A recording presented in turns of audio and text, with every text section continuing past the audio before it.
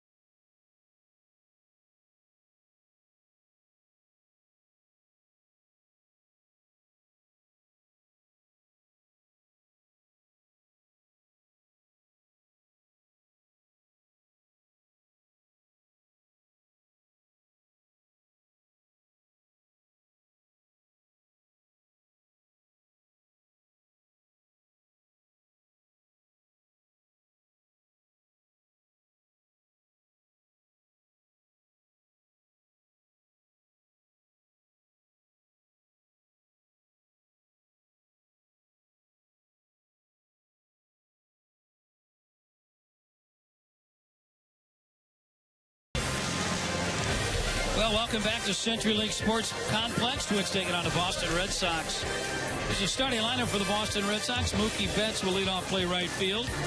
At second base, batting second, it'll be Dustin Pedroia. David Murphy will DH and bat third. Batting fourth, shortstop, Xander Bogaerts. Hanley Ramirez will bat fifth, play first base. Pablo Sandoval at third base, batting sixth.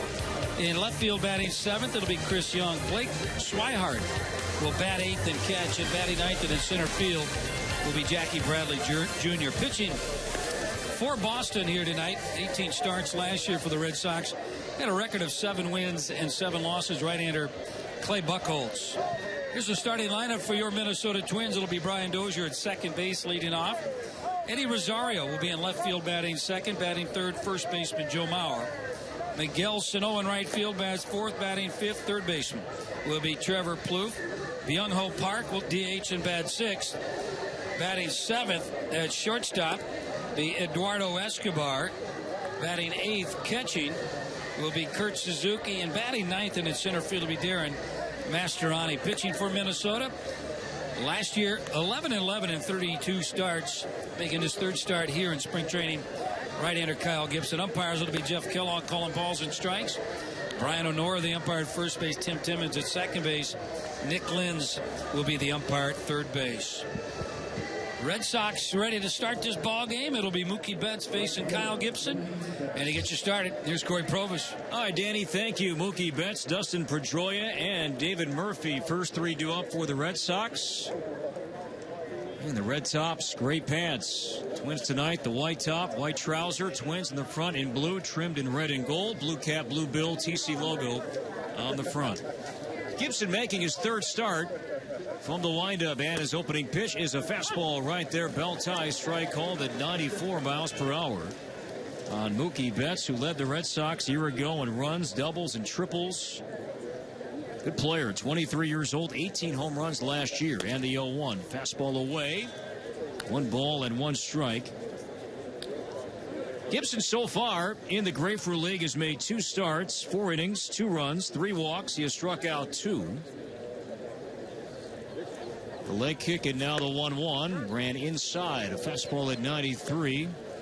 Gibson's most recent start came on a very humid day here. A windy day against the Marlins, and Gibson's fastball command, specifically the command of his sinker, was not there. And the 2-1 swung on and launched left center in trouble. Mastriani back. Warning track at the wall. It's gone. Leadoff home run for Mookie Betts, his second homer this spring. And the Red Sox have a 1-0 lead. Corey, like the Twins, they've got Pop at the top of the order, and Betts 18 home runs last year. Just an elevated fastball right there, and he got good extension. Gibson, Danny, 4 pitches, all 4 fastballs, fell behind 2-1, and a no-doubter. That one off the boardwalk, off the facing of the boardwalk in left center field. Hit a long way out to the alley, and the Red Sox lead by 1. That'll bring up Dustin Pedroia, who's 5 for 19 so far in the Grapefruit League.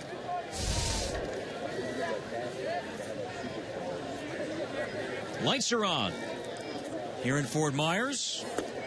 There's a strike call, but Danny, with the sun setting, the lights will not take full effect for some time. You got that right.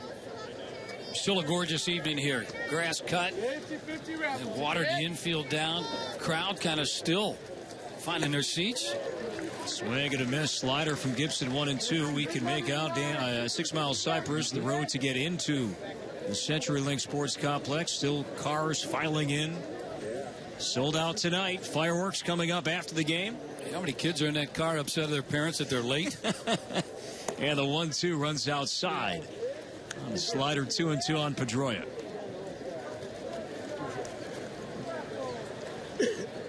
Gibson won 11, lost 11 last year. His numbers were solid before the All-Star break. Had a great month of May.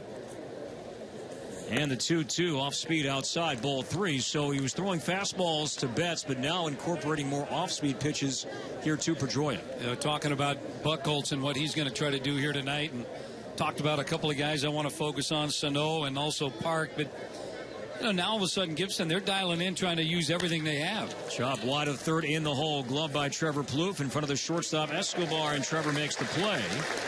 Round number 1. That's Gibson's game, Danny, when he does induce that ground ball out. That sinker is working.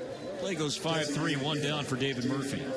Gibby's a guy that, is going to rely on his good defense behind him. A nice play there by Plouffe.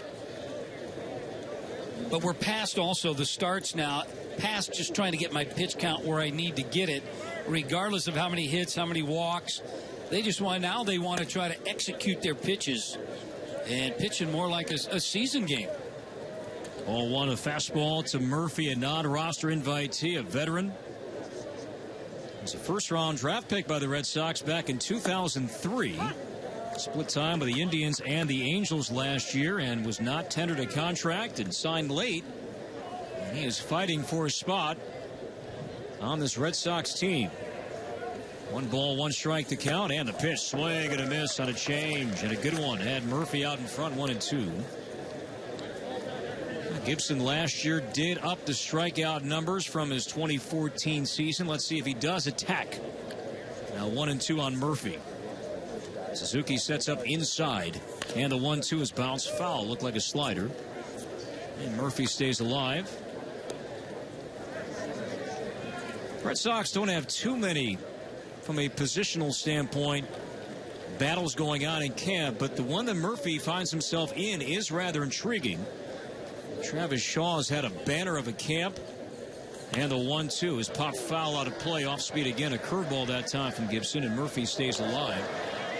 While Shaw is known more for being a first baseman, third baseman, Shaw's going to get some looks here in left field. His bat's been great. And that's really the guy that Murphy needs to beat out to win a spot on the opening day roster. 1-0 Red Sox in the first, and the 1-2 got him swinging. Slider down and inside, so Murphy is gone. So 2 down. Base is empty for the shortstop, Xander Bogaerts. Would you say it was a low risk bringing Murphy into camp here, non-roster guy? Not so much to push some of the other guys, but maybe give them a little depth in that position. The guy has some experience, a big league player. Rusney Castillo, right-handed batter. He'll be a part of that discussion in left field. And then the other option, Chris Young, who's in the lineup tonight. He signed a 2-year contract. He's going to make the team. Slider for a strike on Bogaerts.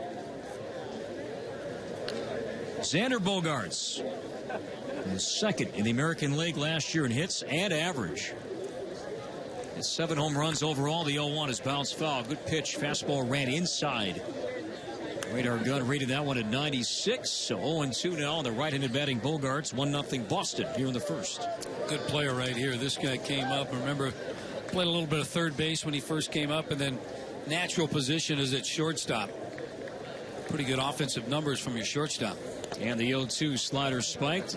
Not chased. Saved by Suzuki. That third base came in the postseason. I think it was in 2013. Will Middlebrooks was not seeing much playing time at third base. Bogaerts was. In that great World Series between the Cardinals and the Red Sox. And the 1-2 got him swinging. Gibson went off speed, so after the home run to Betts, Gibson retires Pedroia, Murphy, and Bogaerts. A couple of strikeouts in that first as well. We've played one half in Fort Myers. Boston 1. Twins coming up on your home for Twins baseball.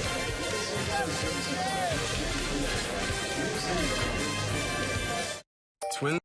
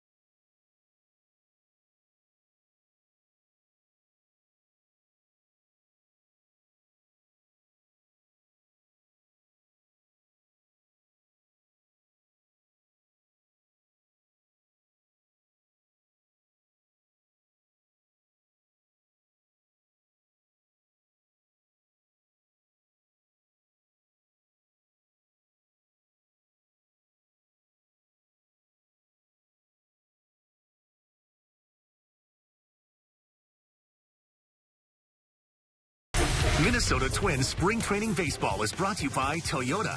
See where Toyota takes you. Test drive one at your Toyota dealer. Toyota, let's go places. We are Minnesota. We are Fox Sports North. Red Sox 1, Twins 0. Dozier, Rosario, Mauer due up against right-hander Clay Buchholz, 31 years old. It's all righty from the windup, and the pitch to Dozier skips in the dirt. On a fastball, ball 1. Buchholz did not like his landing spot. Immediately looking at the base of the mound. Dozier 8 for 20 so far in the spring. He's homered, knocked in 2. Twins all-star second baseman at 28 home runs a year ago. And now the 1-0 pitch. Dozier swings and hammers one to left. Young drifting back in the alley, and this one is playable and caught by Young. Just shy of the warning track in left center field. Chris Young, not an easy play as he and Bradley converged deep in the alley. The Young, who's a right-handed thrower, had the left arm extended, made the play for out number 1. Not an easy play. Hit a couple of guys out there to cover some ground. Betts probably could have got to that, but it looked like Young called it right away and tracked it down. Nice running catch. So one down for Eddie Rosario. The two-hole tonight. Hit second 12 times a year ago. Eddie's homered, knocked in 2 in the spring. He grounds one to the right side, and it's gloved by Pedroia. Stumbles, recovers, and throws out Rosario. So quickly 2 outs. This programming note, Terry Ryan will join us momentarily in the top half of the second.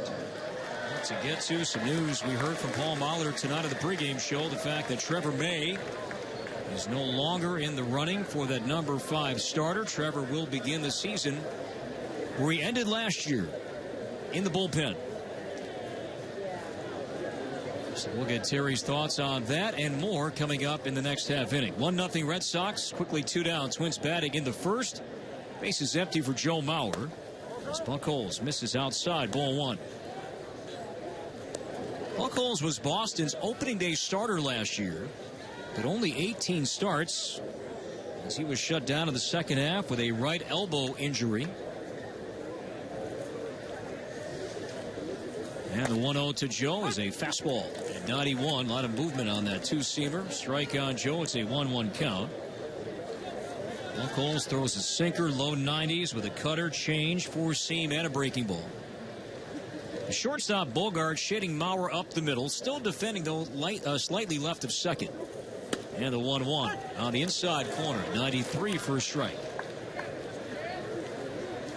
Chris Young in left, Jackie Bradley Jr. in center, Mookie Betts in right. Around the infield, Sandoval, Bogarts, Pedroia, Hanley Ramirez at first, Blake Swihart doing the catching. And the DH is David Murphy. A ball and 2 strikes on Mauer. And the pitch off speed, low and inside. There's the breaking ball. 2-2. Now, Danny, it's a Red Sox staff that is now led by David Price, but Buchholz needs to pitch well, a key cog in this Boston rotation. Well, when you got a guy like David Price, take the pressure off, maybe being named the number 1. Price has been number 1 everywhere he's gone. And the 2-2, ball 3 inside. I can never figure out, usually that guy that opens up opening day is number 1, but that doesn't necessarily always mean that he is our best pitcher. Buchholz pretty good, but Buchholz, you look at his record entering his 10th year in the big leagues, he's always had a hiccup somewhere. He's always kind of visited the disabled list. 3 balls and 2 strikes on Mauer. So no hoping for a chance. He would bat next, and the payoff is inside. He walked in ball 4. So Mauer 2 on walk, and sure enough, this first inning will continue for Sano, who has reached safely in 7 of 8 games he's played in the Grapefruit League. Sano has homered, knocked in 3 so far, 6 of 17 here in Florida. Getting back to the Red Sox rotation, David Price at the top, Clay Buchholz, Rick Porcello, Joe Kelly, and the number 5 right now is to be determined.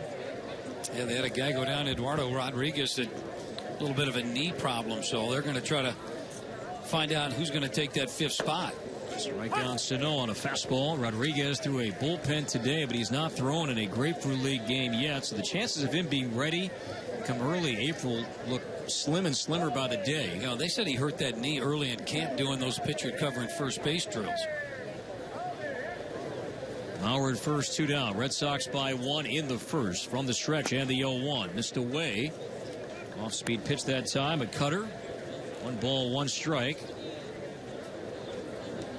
Among those competing for the number 5, if indeed Rodriguez cannot go, we're going to see him tonight. Knuckleballer Stephen Wright, who is out of options. 1 ball, 1 strike, 2 outs on Sano in the first, and the pitch off speed, bounce foul. Right near Trevor Plouffe, and the Twins on deck, circle 1 and 2 on Miguel. I was reading one preseason guess on Sano, and a couple of writers have tabbed Sano as the 2016 American League home run champion. Use that. Off the first base side is Buchholz. Swihart sets up away, and the pitch is swung on and banged deep to right center in the alley. Betts over, and Betts can't get it. Off his glove, and the ball finds the wall. Mauer scores from first base. Sano to second. It's a 1-1 game. Well, to say that Buchholz missed his spot would be kind. Swihart was set up down and away, and that pitch had way too much at the plate. And Sano, not only, Danny, took that outside pitch to the opposite field, but did so with power. Yeah, he drove that ball. That didn't have that little slice to it. Good effort there by Bradley Jr. getting a glove on it. Red Sox, they cover some outfield grass out there.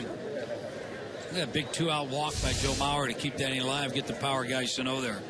Sano with his 4th RBI. He's at second. Trevor Plouffe had a 4 RBI game here on Sunday. Swings and lifts one to right down the line. Slicing foul. That ball will find the berm.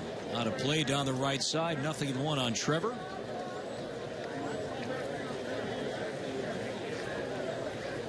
It's 2-out hitting. So Sano batting 4th. We have seen Miguel hit 3rd. That topic came up during our pregame chat tonight with Paul Molitor. How many different lineups he has toyed with so far in camp. And the 0-1. Trevor lines one softly center field. Pedroia can't get it. Base hit. Here comes Sano racing in. The throw to the plate will not be in time. And now Plouffe is in a rundown between first and second base. The throw 2-second in time to get Trevor. But the run does count.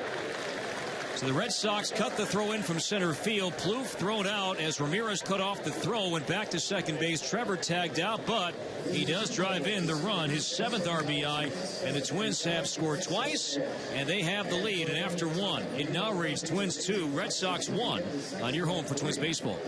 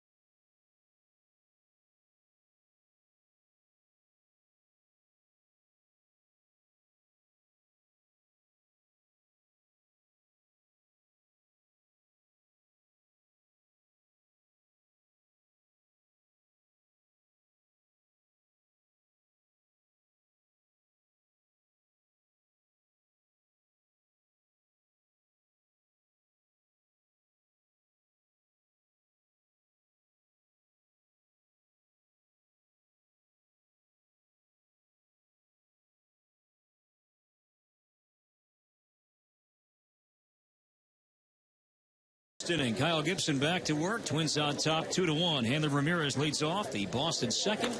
And Gibson pumps in a fastball high. Ball 1. We are pleased to be joined now by the Twins GM. Always good to chat with Terry Ryan, who joins us here tonight. Between the Twins and the Red Sox. And first the 1-0 off speed. There's a strike. Came inside that time on Hanley. It's a 1-1 count. Terry, thanks for the time. My pleasure, Corey. How you guys doing? We are doing great. Always good to visit with you. And I guess the big news that Paul gave us during our pregame show tonight, Trevor May no longer in the running to be a starter, now in the bullpen. In the end, what made that decision go that way for Trevor? I think the 5 guys that were pitching in the rotation presently have done a decent job enough. The one guy that's been probably the crispest is Malone, and I think a lot of people think he might be the 5th of the group. So he's pitched well to this point and deserves to be in the rotation. He gives us the left-handed presence. So we decided to put Trevor out there in the bullpen. Is that left-handed presence for Malone, is that, or could that be a deciding factor? Yeah, that's a piece of it. There's no question you'd like to have a little balance in your rotation, just like your bullpen. And he's a different look guy. Obviously, he's not a flamethrower, but he's a guy that knows what he's doing. And the other day in St. Louis over there in Jupiter, he was about as good as I've seen him, so it was impressive for him, and he's held on to his job. And that was against a good Cardinals lineup, too, that St. Louis had out there that day. 2 balls and 2 strikes on Ramirez. Red Sox batting in the second. Twins lead 2-1. Gibson with 2 strikeouts already. And now the 2-2 had the plate, and it's there for a strike. Went off speed, Danny. Looked like a changeup again. 2-2 on a right-handed batter. Well, you talked about when he started this ballgame, a lot of fastballs early, and now he's kind of incorporated that breaking ball and that changeup, and he's been effective with that changeup. Terry, I want to go back. You talked about Trevor May in the decision. Did any of what he did last year out of the bullpen also go into factor as to how good we were in the bullpen with him out there? I got to believe so. You know, Paul liked him out there in that spot, Dan, and if he hadn't shown that he could make that transition last year, I'm sure we'd have had reservations about shifting him. But when he got out in that bullpen, he set it up when he was healthy. It was a pretty good combination out there, and ultimately he was basically a shutdown guy there for a stretch, so we're going to obviously go that path this year. 0-1 to Pablo Sandoval. 1 down. He swings and bangs one foul off the net. But Trevor's not the long man, right? Even though he was being stretched out to be a starter, he doesn't take on that role? I don't think so, Corey. I think he's going to be in that 7th or 8th. You know, if we need somebody to take a break, I don't see that we'd have any hesitancy to pitch him about as deep in the bullpen as you want to put him. Because he has strikeout stuff. He's got pitches. It's just not a fastball. He's got all kinds of pitches. 1-1, swung on and missed. 1-2 on Sandoval. Chris Young on deck. Terry, when you bring in a guy like that to tell him that, hey, maybe your roles are going to be changed here, does a player, maybe I should just ask, how did he take that? He took it well. Now, I don't think he was pleased, and as he shouldn't be, but he did take it with respect of our decision-making and what's good for the club, in our opinion. Now, he may disagree, and I'm sure that, not that I was sitting in there at the time, because Paul talked to me. He says, we're going to inform him, and I said, that's good by me. They got him in there. He said he took it well, and that's all you can ask of a player. Sandoval floats one foul into the Twins dugout, stays 1-2. Sandoval has homered, knocked in 2 so far this spring. Twins lead 2-1 in the second. Visiting with Twins GM Terry Ryan. Young on deck. And the 1-2 swung on, hit high in the air to left field. Rosario back. He'll have a play. Shot of the warning track. He makes a hit by catch. And there is out number 2. Danny Santana remains sidelined, out with a sore wrist. You guys were hopeful that tonight would be okay and possibly allow Danny to return. Is this something serious here with Danny Santana? No, it's not. He took swings today in the cage off the tee and so soft toss. And he's day-to-day now, I think would be the right description. And he's coming along. And I would anticipate in short order here he'd start getting back on the field. We'd like to get him out there. Obviously, we got some decisions to make still. Pitch on the inside corner, kind of spinning. Young off the plate, 0-1. Terry, Corey and I were talking about these are the starts now that you start looking in here. Kyle Gibson hopefully going to get stretched out, but it's not more about getting his pitches. It's about executing them. Well, he's got pitches, Dan. It's just a matter of him not retreating from the strike zone. You know, he's one of those guys that he can get picky a little bit, and he can get to the finesse mode instead of maybe coming in, here it is, see what you can do with it. But he's got stuff, and he's got command. Look at that. You know, you can tell from up here there's tilt on his slider. So I think, and we keep reminding ourselves, he's only a 2+ player. He hasn't been around as long as you'd think up here, and usually guys, once they get into their 3rd, 4th year, they start to realize, okay, here's what I can do and not do, and it's about time I step up and take a role here, and there's no reason this guy can't be of course, he pitched 190 innings for us, which was pretty good last year. 1-2 on Chris Young, 2 down to the second, and the pitch is bounced foul. The bullpen, getting back to the bullpen, where are the guys from the left side outside of Perkins? Who has stood out to you, and has there been somebody from the left side that has a chance that has maybe emerged out of the pack to be perhaps that second option? Well, Taylor Rogers has got off to a slow start, and hopefully he'll pick it up. But I think Runsler and Abad have both done okay. Now, it's just a matter of now we're going to get into some of these lineups where those guys are going to have to perform. Strike 3 call on a changeup, and Gibson has struck out 4 through 2. I know you have to get going, but thanks for stopping by tonight. Can you stick around for one more half inning? All right, so Terry will come back, and we'll have more with Terry when we come back. Twins lead 2-1. Bottom 2 coming up on your home for Twins baseball.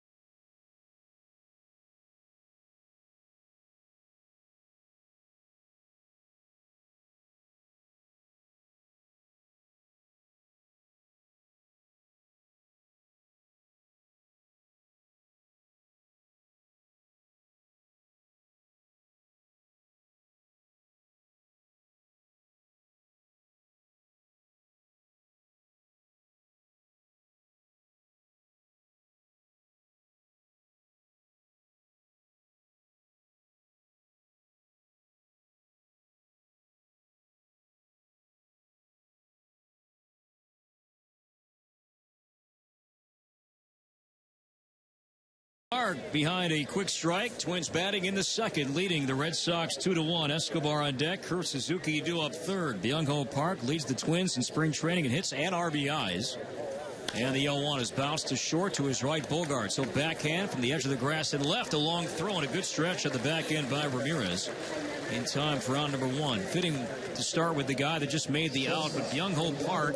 And this was the question, Terry, that I posed to Paul Molitor on the pregame show. Has he met or even exceeded your expectations after watching him through a handful of games down here? Almost everything we've talked about in Fort Myers about Park has been favorable.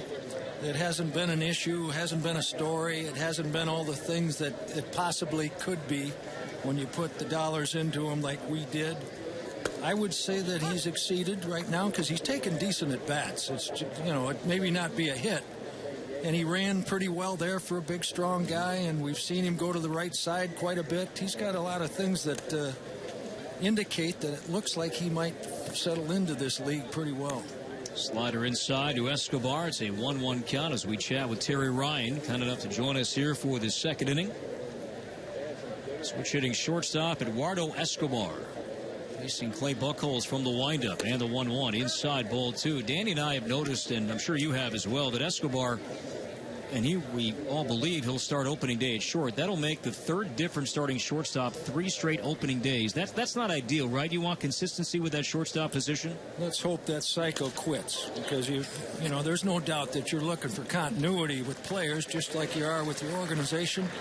And if Escobar does anything like he did the past 2 years, actually, he will be our starting shortstop for a number of years, I would guess. But I'm with you. I'd just soon not see that continuation of new guys at positions every year. Escobar grounds out to Pedroia, 2 down. Terry, is there going to be on this? You're going to have trouble getting at bats. You talked about Park. It looks like what I've seen over there at first base, plus average defender over there at first base. So it's not a situation where you've got a bunch of guys you're fighting to get at bats. We're okay with at bats because if Mauer needs a day off, Dan, I don't think we'd have any reservation about putting Park at first for sure. Now, there aren't too many guys in this offensive unit that we're going to have to switch or pinch hit for, I don't think. And ultimately, some of those bench guys are going to have to play just to get activity. But I think we're going to be in decent shape here regardless of how the 25 breaks down. We've got a pretty good assortment of guys that can hit left or right, and we got a little power, a little speed, and I think you might pinch hit for a few guys, but not too many. 2 balls and no strikes on Kurt Suzuki. He's homered, knocked in 2 so far in the spring, 3 for 9 overall. And the 2-0 swings and misses the bat. Thankfully left his hands and found the screen near the Twins dugout, but off that swing from Suzuki, that bat looked like it was going to find the seats, but thankfully the net extending far enough to keep that one from finding the fans, and Darren Mastriani on deck immediately got out of the way. 2 balls and 1 strike on Suzuki. Now, Danny and I, Terry, have been impressed with Carlos Quinton in camp. The guy on deck, Darren Mastriani, he's been great. What are their chances of leaving camp with the team, honestly? They're still in the mix. And, Mastriani made a play over there in Jupiter the other day to save a tie game for sure. And he can do that. He's one of the few guys that we've got that you're going to be able to put the steel on. He'll probably succeed. Quinton's taken quality of at-bats for almost every at-bat he's taken. He's a threat. He knows what he's doing. He's confident. He's got veteran presence here. And those are types of guys I'm sure Paul and Tom Bernansky would like to have over there because they've been around a little bit. A 2-out walk, Kurt Buchholz in the first, and now a 2-out walk on Suzuki. And sure enough, that'll bring up Mastriani. Twins lead by 1 in the second. Terry, it's almost like you and Paul got to sit down and say, okay, who do we want off the bench? Do we want speed off the bench? Mastriani can also play some fine defense, or do you want the power guy to come off the bench? Yeah, that's true, Dan. That'd probably be the separator here, depending on what they feel most comfortable with. We've got some speed on this club, regardless of who's going to be over on that bench, but you always kind of like to have that speed guy like the Royals do and have. That is a huge stolen base threat, especially in the 8th and 9th inning. Strike called on Mastriani. In there tonight for Byron Buxton, who was scratched due to illness. So Mastriani in center field batting 9th tonight as Buchholz checks on Suzuki. Mastriani sporting a thick beard. And the last time he was clean shaven, you have to go back to November. He's been growing this beard out since well before Christmas. A trim here or there, but thick. No balls and 1 strike on Darren. And the pitch is bounced foul in the batter's box. 0-2 on a fastball. Let's stay with the outfield and the bench players here. You also, Ryan Sweeney also in camp. There's another guy that you talked about, veteran presence, and he's shown some good quality at bats. Now is it okay, do we want the left-hander off the bench? We want the right-hander with the power? You have some decisions to make regarding the bench. Yeah, we do, and that's good. You know, we're March 16th, and we still have things to do and accomplish. And there haven't been too many of the guys that are left in camp here that eliminated themselves and not give us some thought on keeping them or not. We've had a nice go here so far. Not too many injuries. The weather's been great. The crowds have been fantastic. This has been a very successful camp so far. 1-2 breaking pitch never broke. 2-2 on Mastriani in the second. Terry, do the agents start calling right now, or other general managers asking about trades? Are we not there yet, or are those days coming up? Those days are present now. You know, I would say the first 10 games or so, everybody kind of sorts things out, and all of a sudden the calls are coming and the calls are going out. And 2-2 line to short, but a right ad. Xander Bogaerts hit sharply, but right to the shortstop Bogaerts, who makes the play. And with that, the inning is over. Terry, enjoy the game. Thanks for stopping by. Appreciate it, Terry. All right, Terry Ryan joining us here in the second. Third 2. Twins lead 2-1. From Fort Myers, this is Twins Baseball. Big Auto Show savings are back at your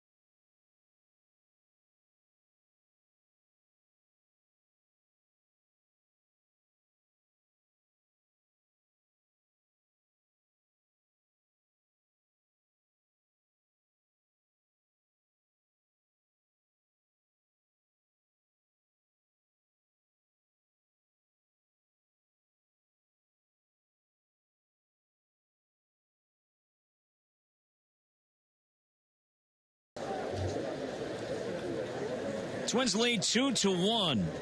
Kyle Gibson, after allowing a leadoff home run, has been sharp. He has sat down the last 6 Red Sox batters, 4 punch-outs in that span. And Blake Swihart leads off.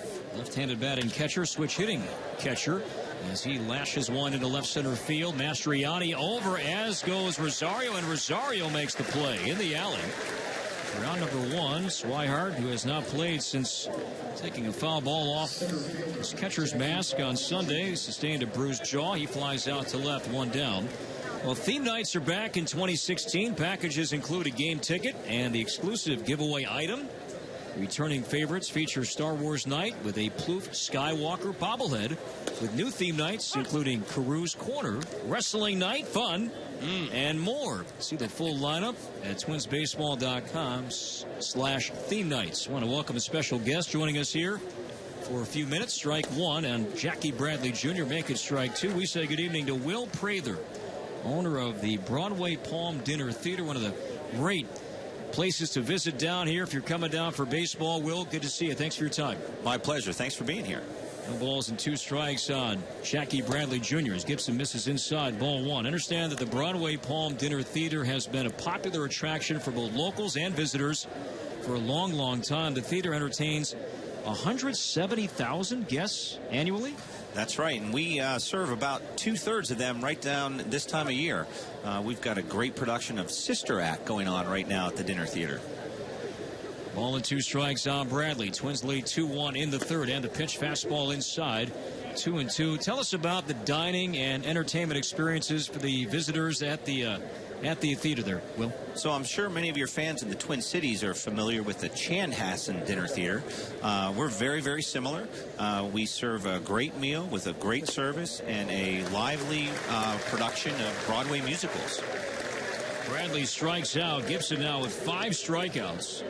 So 2 up, 2 down. That is 8 in a row set down by Kyle. Twins lead 2-1 here in the 3rd. Will, any other entertainment that you have there, or is it just the dinner theater? Is there other entertainment? So we have 2 theaters within our location. We have an art gallery, and we also have a private function space.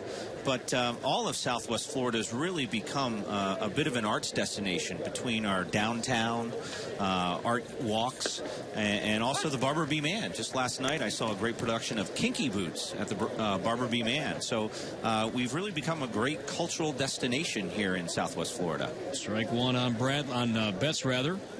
Righty against righty. And the 0-1 swing and a miss. Off speed again. 0-2. Where is the theater located, and how many shows do you guys do a week? So we are located right at the base of the Midpoint Bridge on Colonial Boulevard. So just about 5 miles off I-75 right there in Central Fort Myers. And we do, this time of year, we're doing 9 shows per week. So we keep it busy. Swing and a miss, strike 3. Gibson now with 9 straight in a row. He has retired. He has struck out 6 so far tonight. Well, I'm sorry this half inning went so quickly, but is there a website or a phone number for fans watching and listening to get more information? Our website is simply www.broadwaypalm.com and has all the information that you would need right there at broadwaypalm.com. Will, thank you. Thanks for stopping by. Thank you, and it's great to have you all here. Will Prather, owner of the Broadway Palm Dinner Theater, joining us here in the 3rd. Gibson sharp.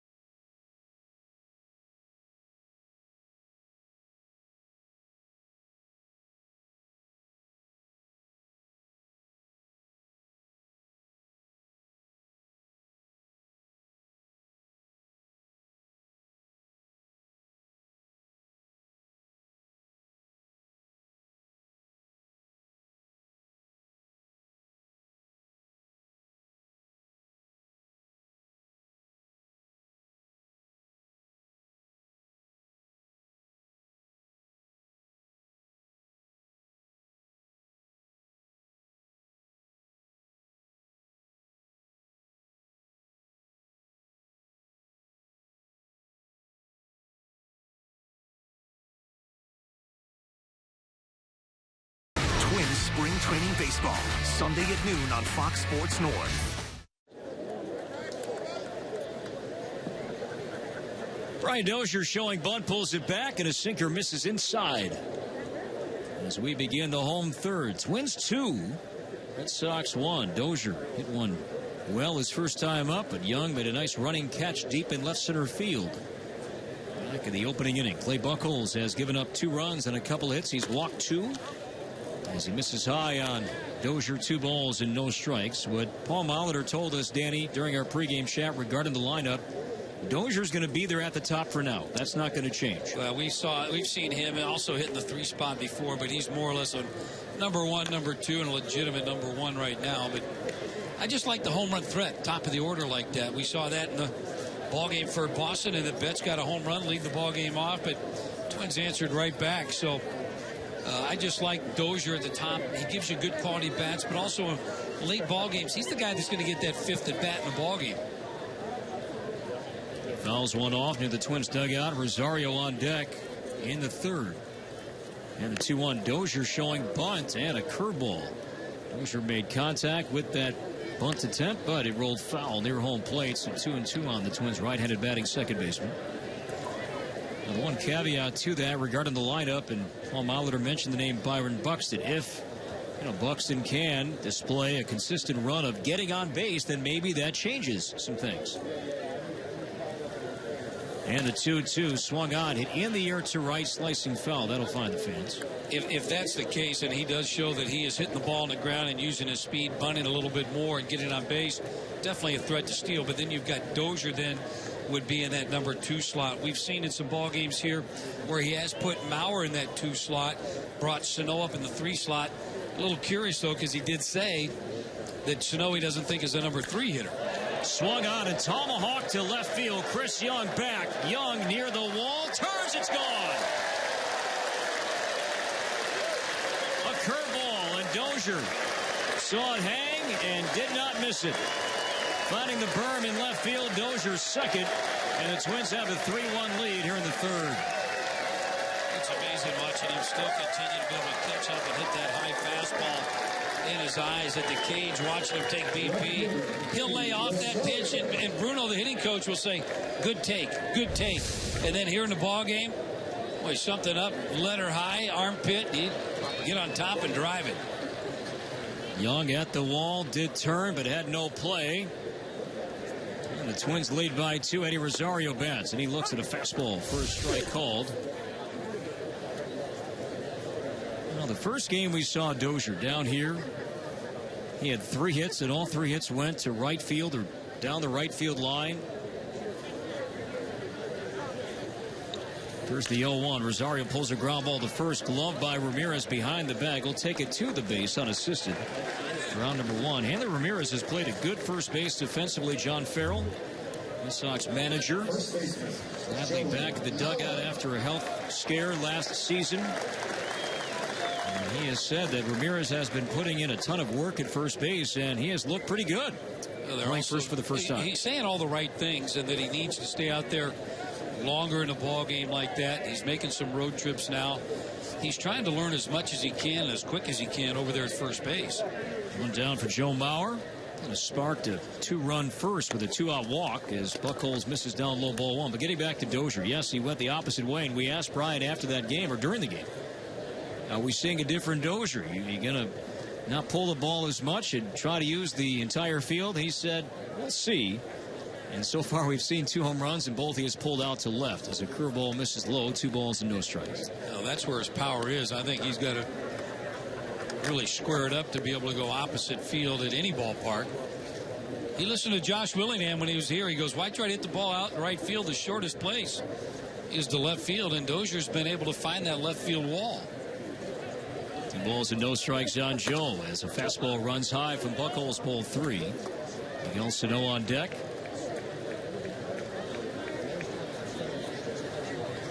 Doesn't take long to work up a good lather tonight. Warm night. And the 3-0, Mauer taking low, ball 4.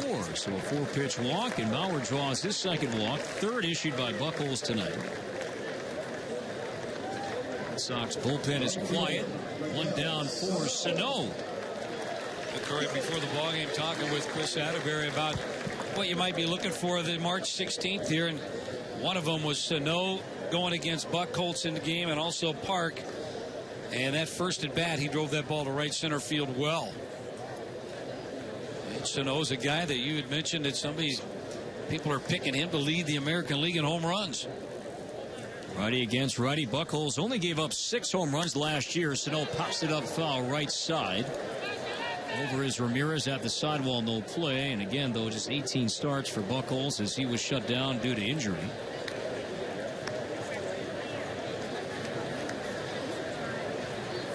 Red Sox spent a ton of money this offseason. David Price, Craig Kimbrell, great acquisitions for this Red Sox team who finished last year ago. I shouldn't say not last, but 78 and 84 in the American League East. Made a good run there. Played some better baseball the last couple of months of the season.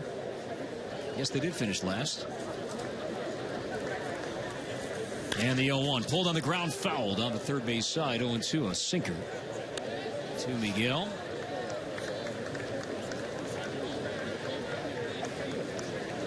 There's a guy here that they had a big upside. I believe he threw a no-hitter.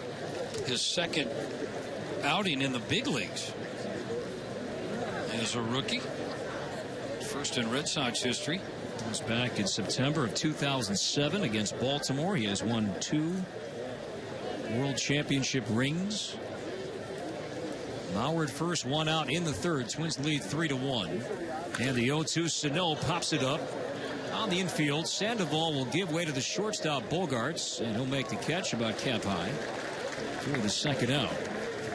I'll say goodbye to winter in Minnesota and report down here to spring training on the beaches of Fort Myers and Sanibel. Experience Florida's most natural beaches and islands at FortMyersSanibel.com. As Terry mentioned, the weather has been terrific all spring long, and still time to join us down here in Southwest Florida. 2 down for Plouffe. Unscoring single in the first inning as Trevor takes off speed down low, ball 1. By the way, tonight, whenever Plouffe and Sano, when they come out of the game, both will join us on the Twins dugout. That'll be fun to catch up with Trevor and Miguel. We've already heard from Terry Ryan, who stopped by in the second. As Trevor looks at a belt-high strike. 1-1 on Plouffe, who knocked in 86 runs, 22 home runs for Trevor.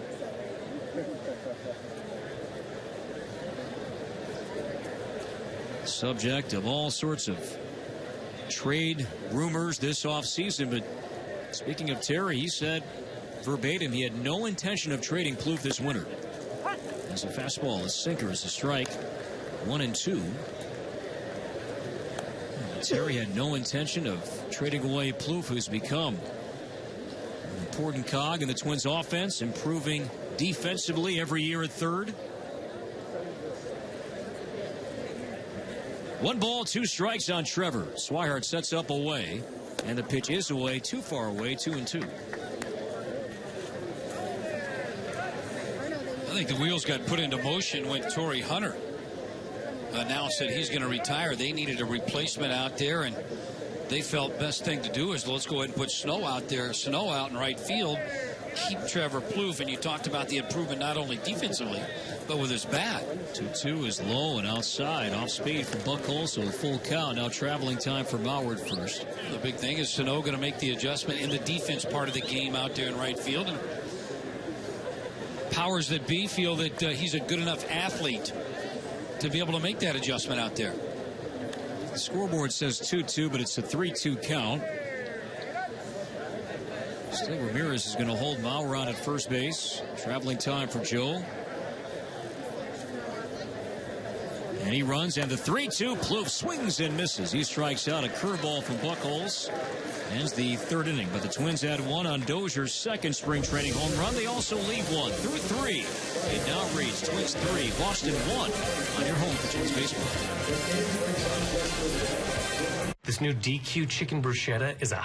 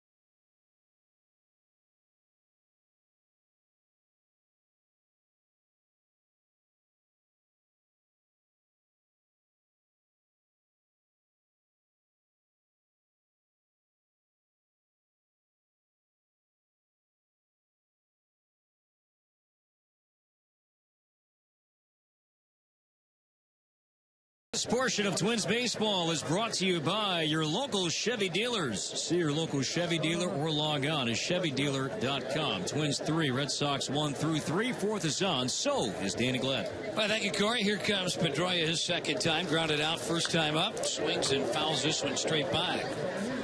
Pedroia, like a lot of the Red Sox, kind of beat up last year. Just was in 93 games. Talked about the record, 78 wins, 84 losses. But Pedroia, he's pretty much one of the key cogs for this Red Sox club. They've got some power. And he's pretty much the heart and soul as he takes it down and away from Gibby. 1 ball, 1 strike. With Betts at the top of the order, Pedroia has in the past hit in that 3 slot. But it looks like this is the lineup, other than maybe David Ortiz doesn't make the trip. Pitch pulled near the Twins dugout. Karam's back out. So 1 ball, 2 strikes. I was talking with Patrick Royce today. He said he finally tracked him down. He'd been trying to do a piece on David Ortiz and was able to kind of get him down, and he finally got his attention when he said, "Hey, Corey Koski told me to talk to you," and it got his attention. So not sure if Koski even had anything to do with it. A little slow tapper down the third baseline. Tough play by Plouffe. He'll barehanded, no throw, and it'll be an infield base hit. So Pedroia, second hit. That's after 9 in a row, retired by Kyle Gibson after giving up the leadoff home run. David Ortiz says that this is his last year. And I'm sure that a lot of the ballparks that he's going to go frequent, that they're going to have some big giveaways and honor David Ortiz before the end of a series of a ball game. Not bigger than I think at Fenway Park on that last day. Here's David Murphy to bat. Struck out swinging his first time up. Red Sox come to Target Field, a weekend series in June 10th through the 12th. And I'm sure the Twins are going to be planning something for David Ortiz. Pedroia, nobody out. He's at first base. Pedroia does not run like he used to. As Gibby out of the stretch delivers down and away. 2 balls and no strikes. Murphy and Camp, non-roster invitee. Trying to get this kid a lot of at-bats, and he's done well.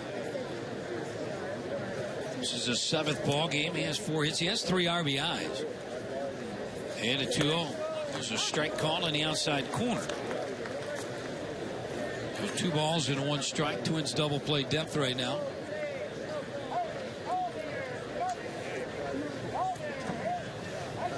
Gibby's pitch count at 51, and we're going to get him up to maybe 60, 65 pitches. All right, he out of the stretch, checks the runner. Here's the pitch. Went down and away and caught the outside corner and evens it up 2-2. Among those scheduled to pitch tonight, once Gibson's night ends, Glenn Perkins, we'll see him rather early. Casey Feed as well. And there's Dan Runsler, maybe a left-hander who has opened some eyes here. A former Giant, non-roster invitee. If the Twins add 1 more lefty out of the bullpen, Runsler's making a strong case right now. 2 balls, 2 strikes. Went off speed and missed. 3 balls and 2 strikes. Hey, Corey, I'm not real sure where they're at on the 40-man roster, if they have any spots right now. But you talk about non-roster guys make the club. They'll have to make space to get these guys on that roster if they do make that big club. But I think Terry kind of agreed that some of their decisions are based in the bullpen, in particular that left-hander, and also the bench. That the bench positions, the coming off the bench, the extra outfielders are going to be the tough decisions here. And everybody he talked about is playing pretty good right now. See, Pedroia's running here, 3 balls, 2 strikes. Gibby did throw over there, now sets. Runner goes, and the pitch swung on a miss, throw down to second, and he's not in time. He got under the tag. Escobar Sadi tagged him, but during the season, I'm sure this would be reviewed. Throw there by Suzuki a little bit high. Couldn't tell where that tag was at. Looked like he got him on the backside. Wasn't sure if Pedroia's feet had already touched the base. So one out runner at second. Twins leading 3-1. That's 7 strikeouts tonight for Kyle Gibson. Pedroia dances off in the pitch. Xander Bogaerts high and tight, ball 1. Career high for Gibson, 9. He's done that twice. Aaron Thompson, another lefty in camp. We saw him with the Twins somewhat last year. Take it off the roster, though. Thompson is warming up in the Twins' pen down the left field line. Yeah, we've seen that. If the pitch count gets too far here, they usually take him out early. Runs a fastball again. Crowds Bogaerts at inside. 2 balls and no strikes. That's the heart of the order right now. Bogaerts, Ramirez on deck, and then Pablo Sandoval. 1 out runner at second. Infield base hit for Pedroia. Boston, they've dropped their last 6 ball games. And got the plate, but just low. So Gibby. He walks him. You set up the ground ball double play for Ramirez. Red Sox, everybody thinks that they're going to score a ton of runs. They haven't done that down here. And a 3-0 pitch inside, 4-pitch walk.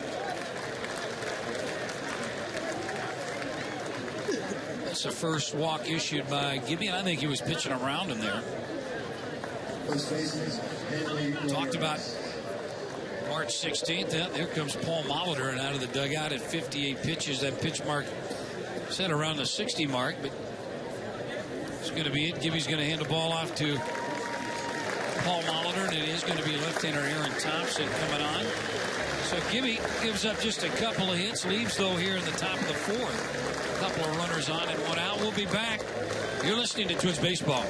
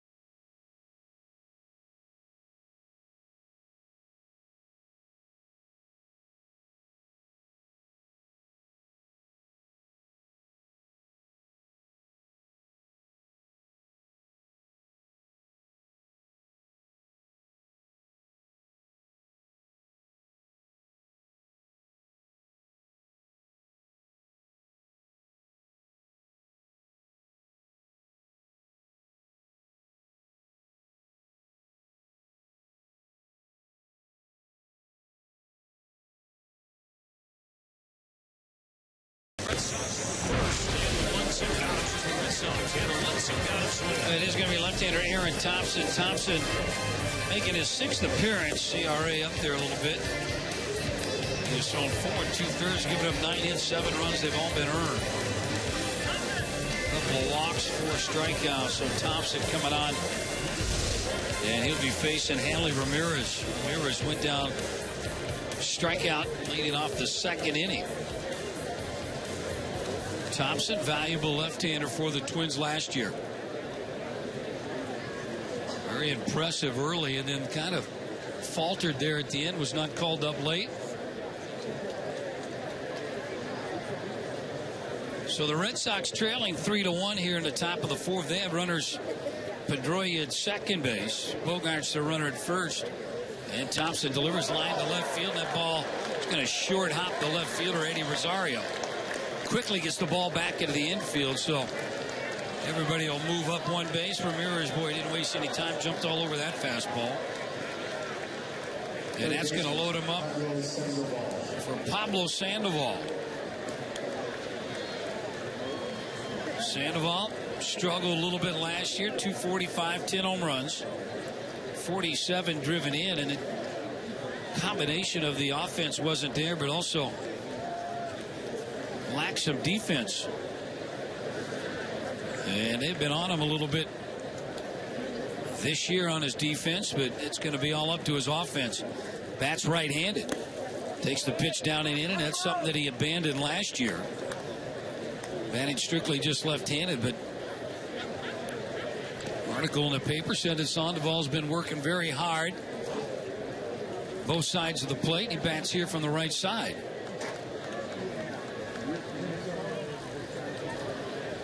And a pitch. A check swing foul tip.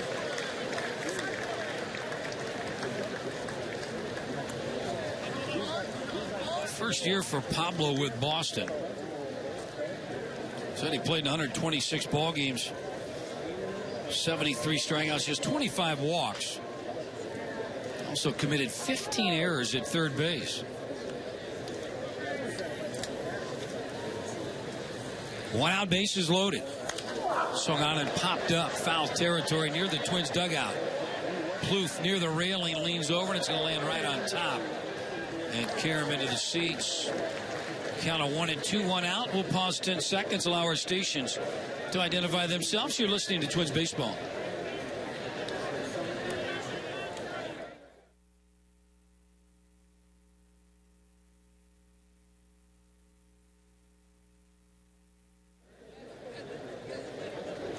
Pablo bats. Count of 1-2, 1 out. Need the strikeout. And a nice block ball to dirt by Suzuki. Keeps it in front of him. And that'll even it up 2 balls and 2 strikes. Pablo Sandoval, All-Star 2011, 2012, 3 World Series.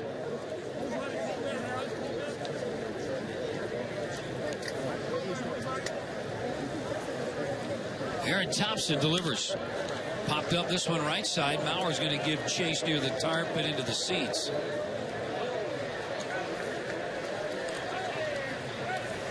But Sandoval, they talk about his defense and his weight. They've got him listed at 5'11", 255.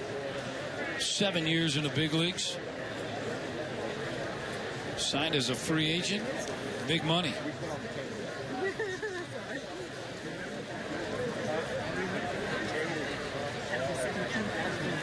As Thompson gets the sign, lefty delivers. Ground ball fielded by Plouffe. He'll go to second. Dozier back to first in time for the double play. Nice job, Aaron Thompson. They strand 2. After 3.5, score here at CenturyLink Sports Complex. Twins 3, Red Sox 1 on your home. Twins Baseball.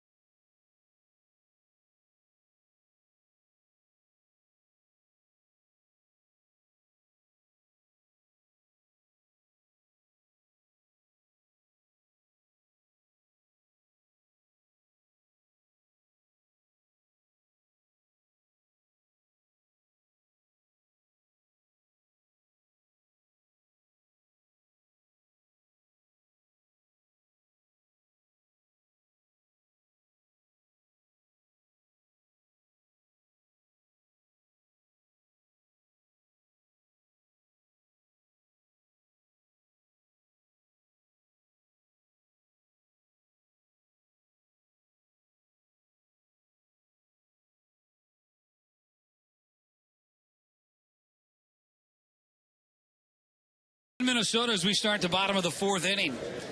Hitters 6, 7, and 8 will be Park, Escobar, Suzuki. Red Sox lead off home run in the top of the first. Mookie Betts, his second of the spring. Twins answered right back. 2-out walk by Mauer. Scored on Sano's double, and then an RBI single by Plouffe.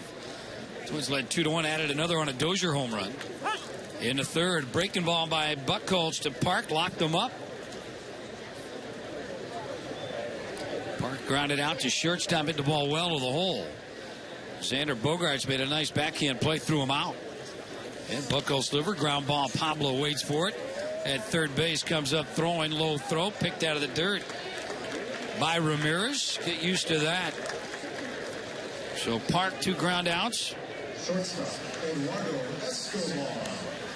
And here's Eduardo Escobar.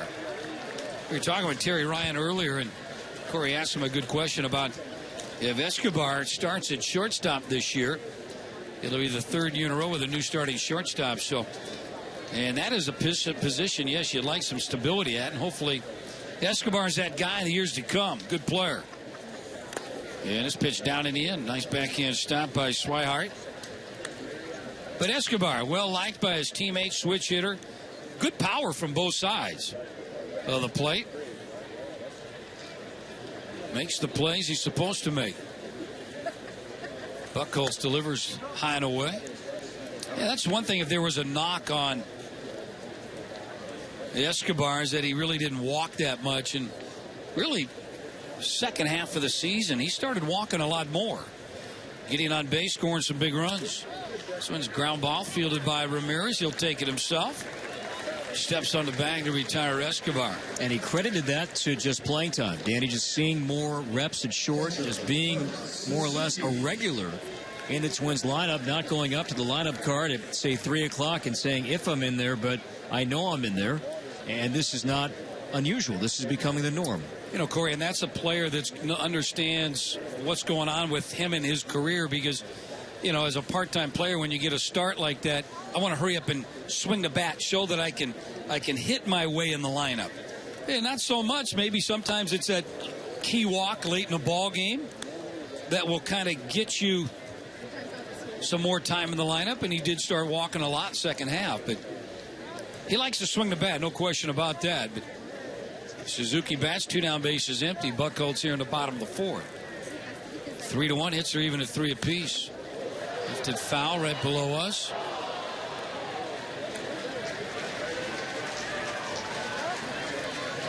The renovation of this ballpark, the windows now in our radio booth, a little bit smaller picture window for that ball to come in a radio booth. But most everybody is prepared and in position. Ooh, nice breaking ball. Yep, your shoe untied again? Yes. You don't even have shoelaces. Doesn't matter. Okay. Here's Suzuki, 2 balls and 1 strike. It's a shame I got to come up here and protect 2 guys. I got range to my left, and I guess range to my right. Righty Buchholz delivers, swung on and missed. That'll even up, 2 balls and 2 strikes. It's a shame. 2 World Series rings. Yep. We're letting you continue on and enjoy. Yeah, but I want to share moment. it. I want to. No, we don't need it. I've been teaching over the years. I would hope that you guys would at least bring your glove to the ballpark. Ball to dirt way out in front of the plate there, and that beat up his catcher. Trying to count full 3-2. I know you have a glove. You got one ordered. I do. I know Kyle has a glove. Why wouldn't you bring a glove to the ballpark? You guys got yours in the closet. Yeah. Okay. Is that not the place for it? I wouldn't think so. You come to the ballpark every day. I think you'd want to put the glove on and at least pretend. Payoff pitch on the way. Strike 3, locked up Suzuki. Thought it was high. Buchholz clean inning here in the bottom of the 4th.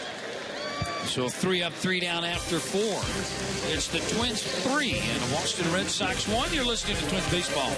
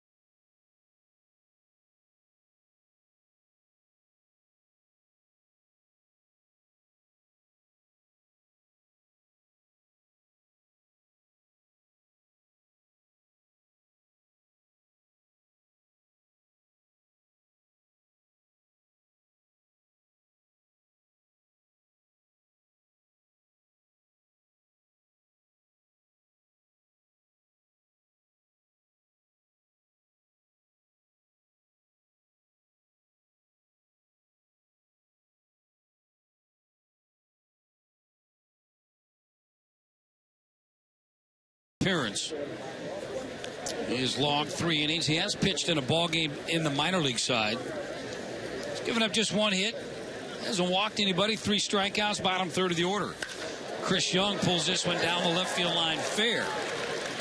Rosario into the corner. Young hustling around into second base. It'll be a leadoff double. Chris Young, Yankees last year, played in 140 ball games, hit 14, drove in 42.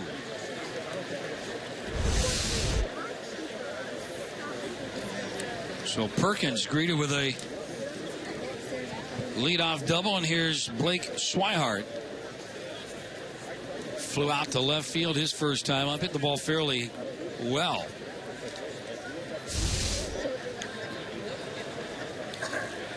Swihart 3 for 13 this spring. Takes it on the inside corner.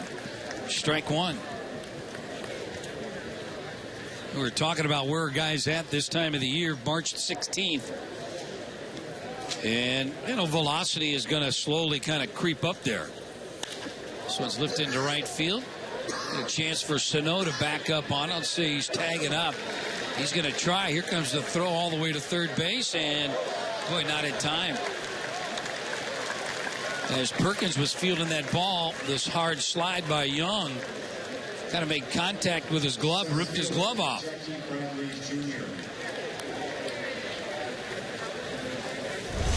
That's Trevor Plouffe broke his forearm. Stayed on the bag long enough and then tried to come off and kind of go around the base runner. Sano's throw accurate. Yes.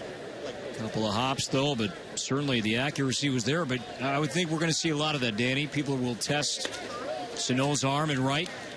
Well, a lot of it has to do with the runners out there. Young is a good base runner, has speed. You have to try it. This part of the ball game here, top of the 5th. Got Bradley Jr. batting right now. And first pitch inside, and there's Perkins right back with one. Heart of the plate, evens it up 1 ball, 1 strike. Well, you talk about Sano's arm. I think the reputation of the scouting report is, not in pencil. Swung on a foul tip. Suzuki hangs on, and now 1 ball, 2 strikes. He's above average thrower. And like you described it, it was on target, and that makes his arm even a little bit better if he can consistently throw it on target. And a 1-2. Check swing foul into the netting. There are scouts here all over the Grapefruit League and numerous scouts attending every game down here. Is this the time of year when scouts begin to grade out Sano's arm? They have to grade it differently, perhaps now as an outfielder than as opposed to an infielder? And a 1-2 on the way. Again, fouled back in the netting. Unlike years ago when the scouts would come out and you know how they take infield, and they would try to grade a guy's arm based on them taking infield prior to the ball game. Sometimes you'll come to a ball game and it'll take you 3 or 4 days or games to get that play right there by Sano. Swung on a miss. Bradley chased down and in. And Suzuki throws down to Maurer for the out. Good strikeout there by Perkins.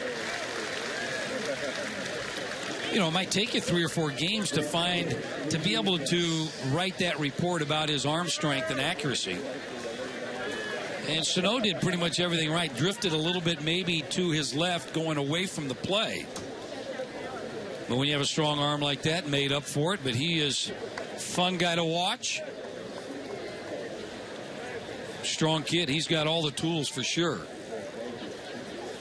And here's Betts to bat. Dances out of the way of a pitch down and in.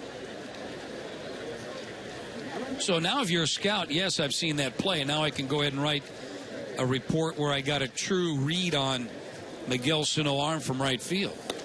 Goes off speed, catches the outside corner, evens it up 1-1. And also how many times you come out, you want to get that catcher's arm and grade out that catcher's arm. And a high strike call. Betts thought that ball was inside, and now ahead 1-2. You might be out here a while, especially early spring training. Don't get a real read. Nobody's trying to steal any bases. Ahead of 1-2. Runner at third. And a high fastball. Evens up 2-2, 3-1 Minnesota. A leadoff double by Young. He's at third base now. With 2 down, Perkins trying to get that third out. Sets at the belt and delivers. Oh boy, Perkins started to leave the mound. He thought that ball was on the inside corner. Home plate umpire, you could hear him saying, no, no, no, inside.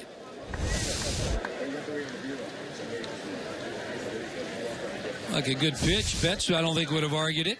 Come right back in there. Curveball fisted foul right side.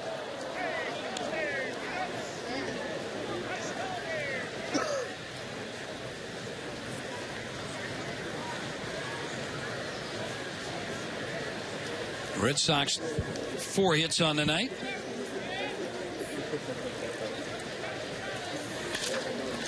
There's a ground ball right side, fielded on the second hop. Dozier flips to Maurer, easy out there. So Perkins comes in, leadoff double, strands him at third base. 4.5 complete. Twins up 3-1 on your home for Twins baseball.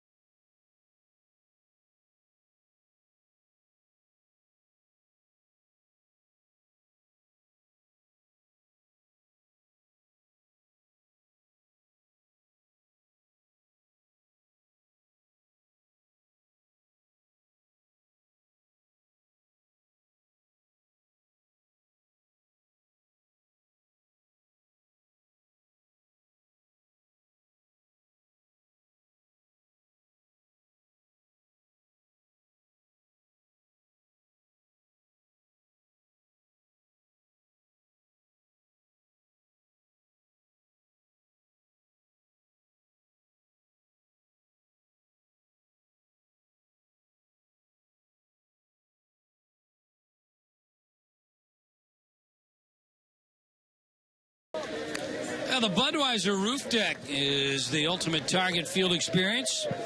You can book it for Labor and Independence Day weekends, as well as April 13th. Up to 250 of your best friends, family, clients, and much more. You're going to enjoy all the amenities. The view, of course, spectacular. And don't forget the ball game. Just go to twinsbaseball.com/groups for more information. I'm sure they give you all the prices. Great experience up there on the Budweiser roof deck. Clay Buchholz done. 4 innings, 3 hits, 3 runs, 3 earned, walked 3, had 2 strikeouts. Good performance by Buchholz. He'll give way to Koji Uehara as he'll face Darren Mastroianni, and Mastroianni shows bunt, pulls it back, but it's in there for a strike. Uehara delivers right over the top, and this one's lifted foul right side. 2014 to his first All-Star game.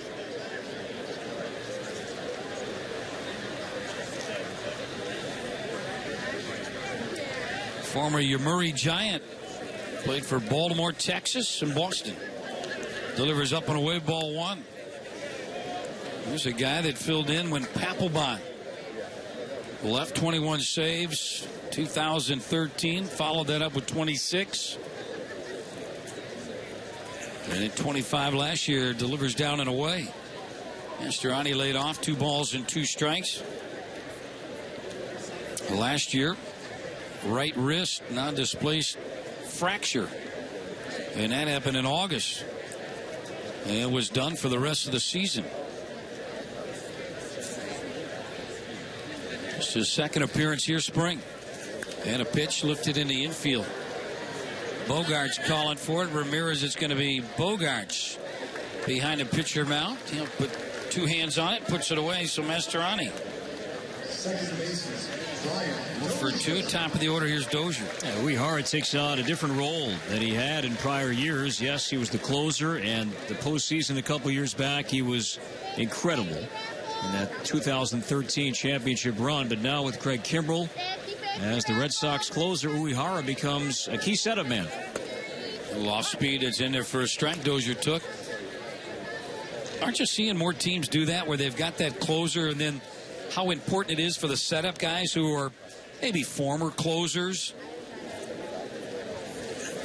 Big swing and a miss. Dozier out in front, something down and away.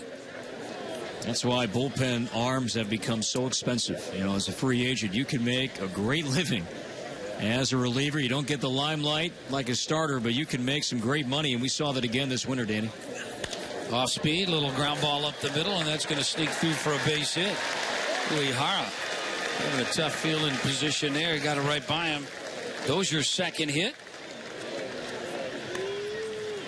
But what it does is it also, now all of a sudden your starters aren't asked to go so deep into the ballgame, because now I got these specialists that can come on 6th, 7th, 7th, 8th inning and be able to hand it off to the bullpen. And that's kind of where we're seeing the game go, where these guys, starters now, they don't look to go too deep into the ballgame. You get a guy going in the 7th inning, that's pretty good. Rosario takes it down and away, ball one. One out, Dozier at first base. Dozier homered his last time up.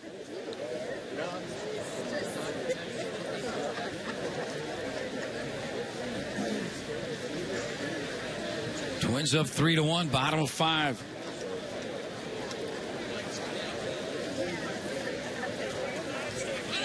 Runner goes. This ball's hit well down the right field line. Long run, Bradley. Into the corner, looks up, goal. Rosario with his second spring home run, a 2-run shot. The Twins now lead 5-1.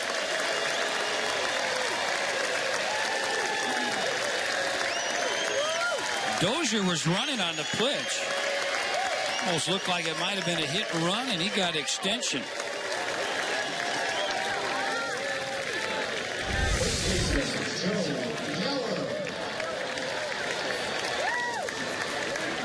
What the Twins have in their lineup, they've got power top to bottom.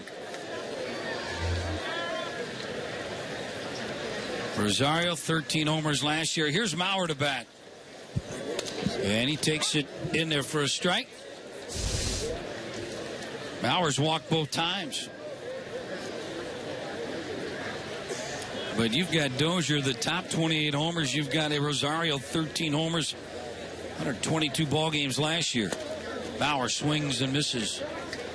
In the hole, no balls and 2 strikes. Look at what Sano did in just 80 ball games. He had 15 home runs.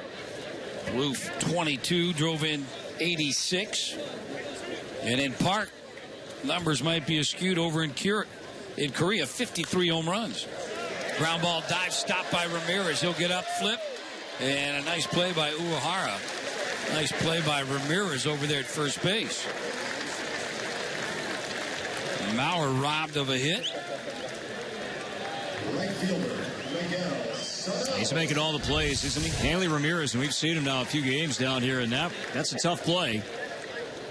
And diving, and he eventually gloved that one into foul ground, and he made the play. Hanley Ramirez, to his credit, has put in all the time, and the results have been impressive. Well, that's another play there. You like to evaluate a guy, and you'd say, okay, he can go to his left. Tap foul off the bat of Sano. You know, now the play you want to see is, can he go to his right? How much range does he have to the right? But what I liked about that is how quickly he got up and knew what to do with the ball. You know, being a former shortstop, should those tough hops as a first baseman not be as troublesome as it might be for others? No. And what also shouldn't be troublesome is being able to get your uniform dirty. Usually a shortstop always has his uniform dirty. It'll pop up behind second, and Pedroia can't come up with it. Pedroia got there, and then all of a sudden he kind of pulled up, and at the last minute, and just did not come up with it.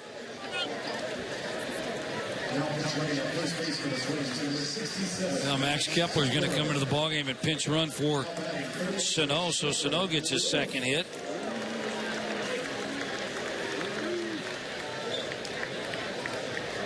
Long run by Pedroia because he was playing Sano kind of deep and up the middle a little bit. So the inning continues. Here's Trevor Plouffe.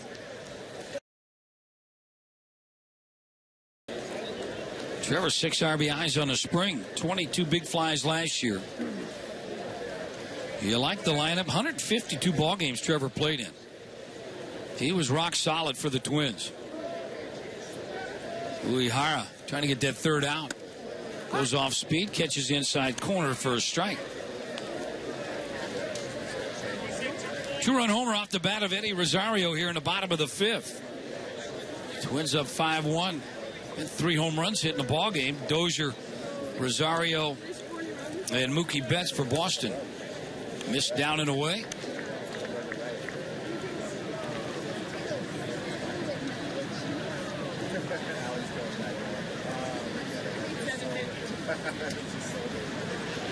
Kyle Gibson started a 3 1/3 innings. He had 7 strikeouts. And missed inside, something off speed there. Now 3 balls and 1 strike. Hitter count for Trevor Plouffe.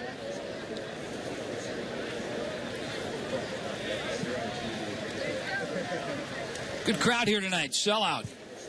Century Link Sports Complex. Foul straight back. Good cut. Good night for a ball game. Air condition working. Blowing cold.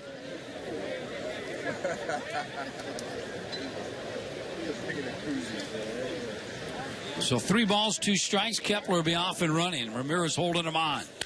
There's a line drive down the left field line. Foul. And in front of that off-speed pitch.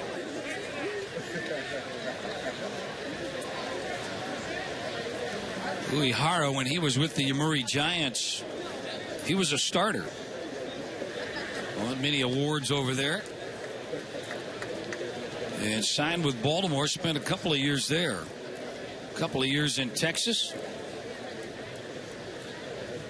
This will be his 4th year with the Boston Red Sox. Tapper off the end of the bat. Foul.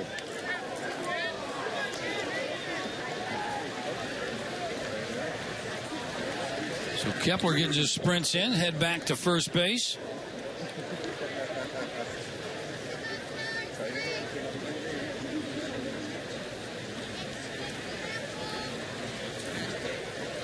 Plouffe bats 3-2. Runner goes. Pitch is taken inside. Good at bat by Trevor.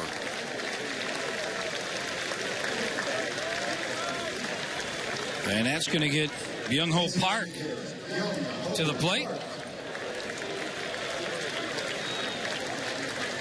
There's a good matchup.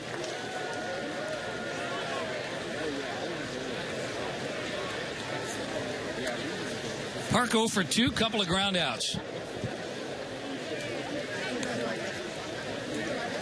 Having a pretty good spring. 3 home runs, 7 RBIs.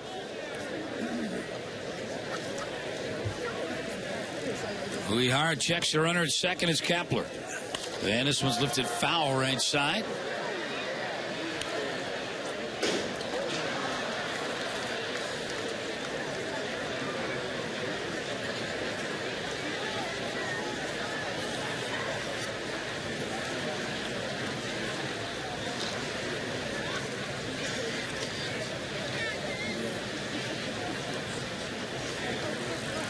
Park bats.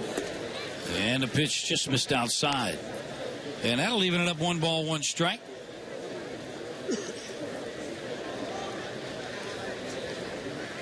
Park's one of those guys that you might be able to float him around a little bit in his Twins lineup.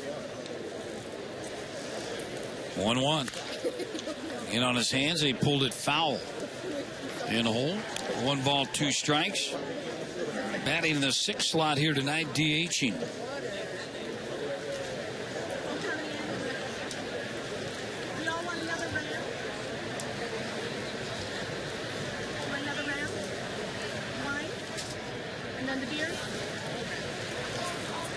Runners at first and second. And a fastball stays up. Uehara, this will be his 28th pitch. Got Mastroianni out on a pop-up in the infield, and then a little seeing-eye single by Dozier, and then a 2-run homer by Rosario. Got Mauer to ground out, and a pitch. Swung on, hit high in the air, left field. Ball has a chance, and it's going to one-hop off the wall, 1 run in. They're waving Trevor around, and he's going to score. And the Twins now lead 7-1. Parks double. 9 RBIs now.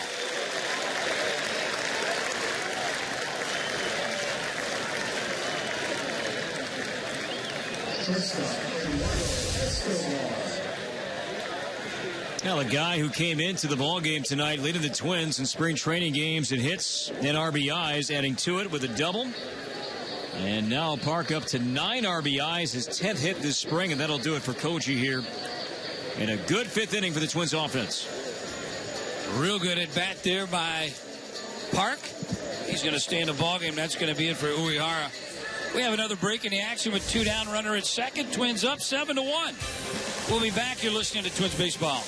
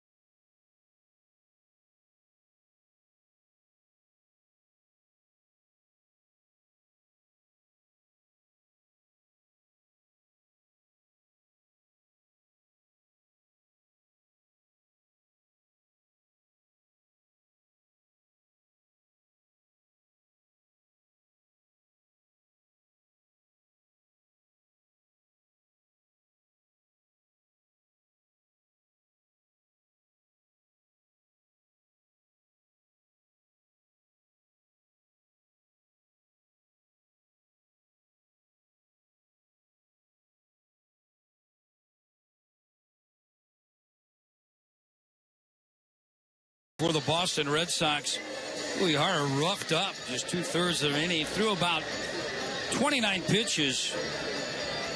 Gave up 4 runs. Watching the monitor and the replay on Byung-Ho Park when he hit that ball. He might have thought he got it and had a home run and kind of watched it a little bit. But that ball had serious topspin on it. Once it got over the left fielder's head, had that topspin and short hopped the wall. That might have been a home run last year in Korea, but ballpark's here a little bit bigger. So he'll give way Bavaro, and he'll be facing Eduardo Escobar, 8th man to bat here in his 4-run 5th.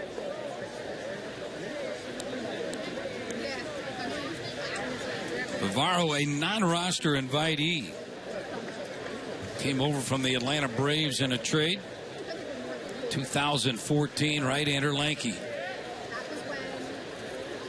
And a first pitch way high.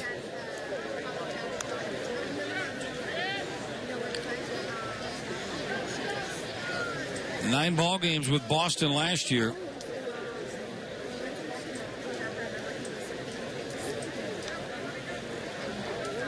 With Atlanta, everything out of the bullpen.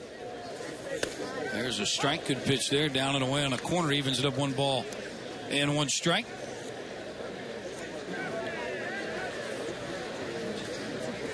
Twins have erupted here for 4 runs in the bottom of the 5th inning. Fireworks in the bottom of the 5th. We have fireworks tonight after the ball game. Looking forward to that. And a pitch high and tight arches the back of Escobar.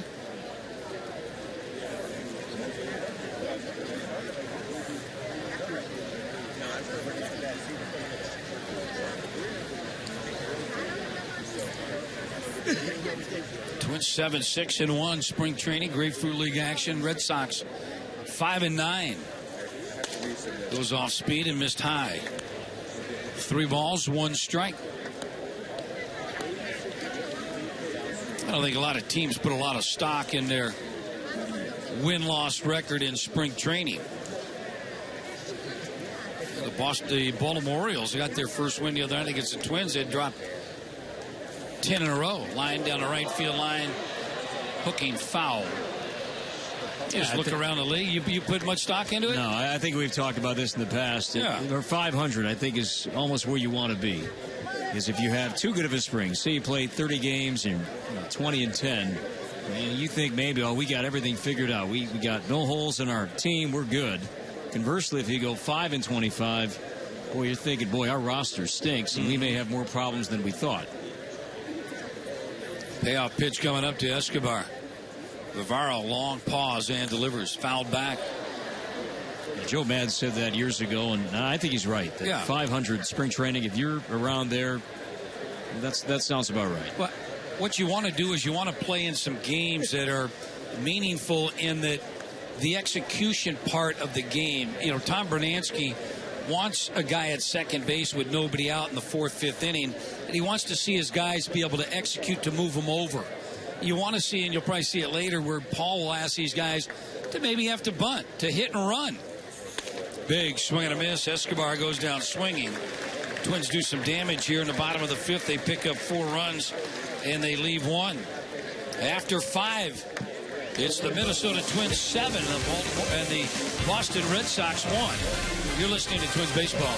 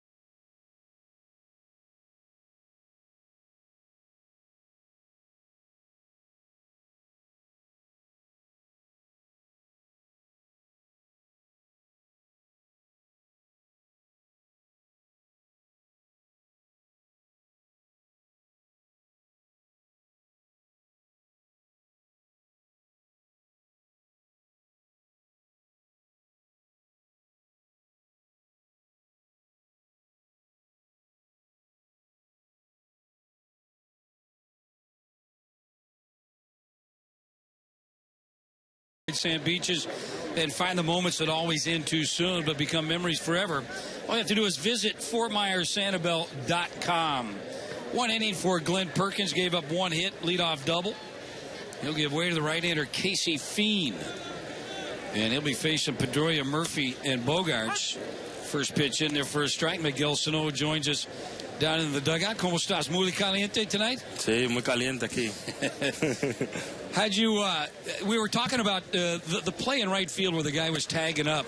Do you feel like you got in good position and you kind of showed your arm off in that case?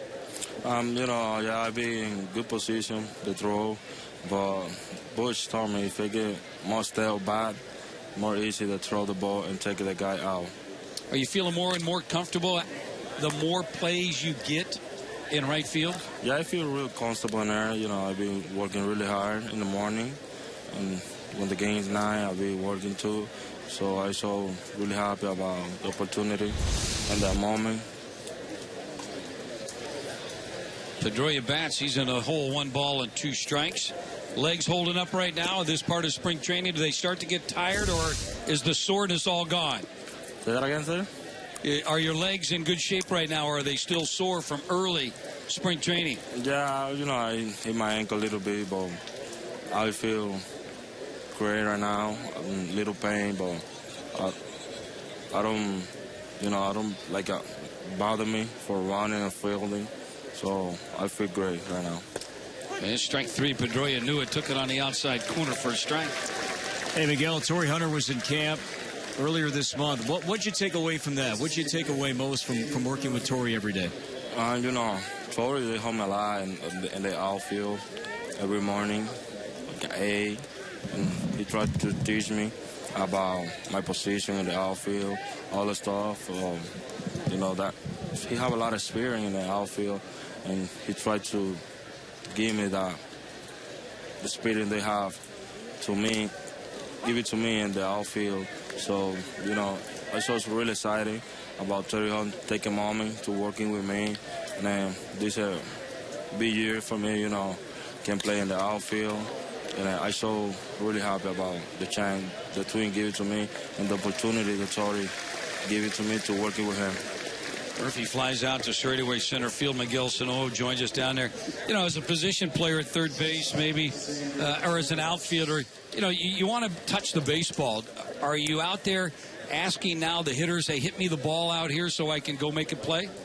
Yeah, when I be in the right field, I'm looking for somebody here to me, to put me working in the outfield, and nobody hit it, so like a one or two guy. It's boring, isn't it? Sometimes you don't get any balls out there. Yeah, when nobody hit to me, like be a little boring, but I love to play in the outfield, you know. I like to take the guy out. Pitch down and away to Bogaerts as he bats 2 down, bases empty. What's been the toughest ball so far? What's been the toughest ball for you to read as an outfielder off the bat? Oh, over to my head.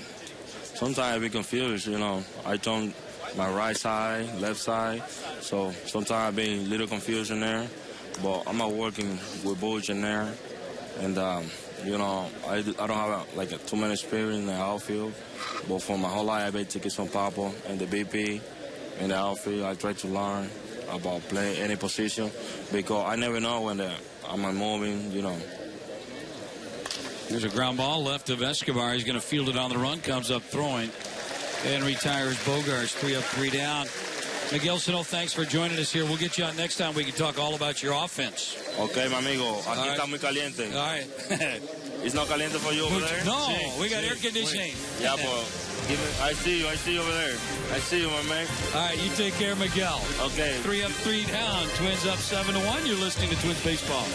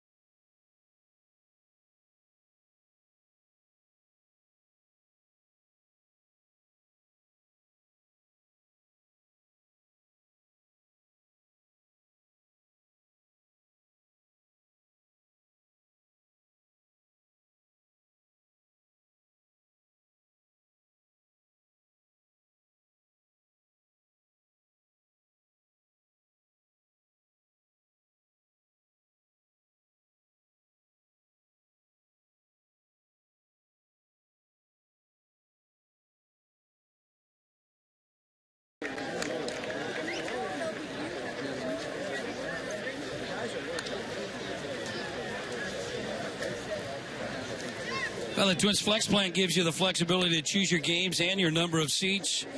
Choose in advance or even the day of the ball game, so don't plan Flex Plan. Go to twinsbaseball.com/flex or call 833-TWINS to learn more. Twins up 7-1. Twins with some offense tonight. They've hit a couple of home runs. Dozier with a solo shot, and Eddie Rosario, 2-run homer. They got 4 in the 5th, 1 in the 3rd, 2 in the 1st. And the new pitcher is going to be knuckleballer Steve Wright for the Boston Red Sox. Right-hander out of options, trying to make this team as possibly as that 5th starter.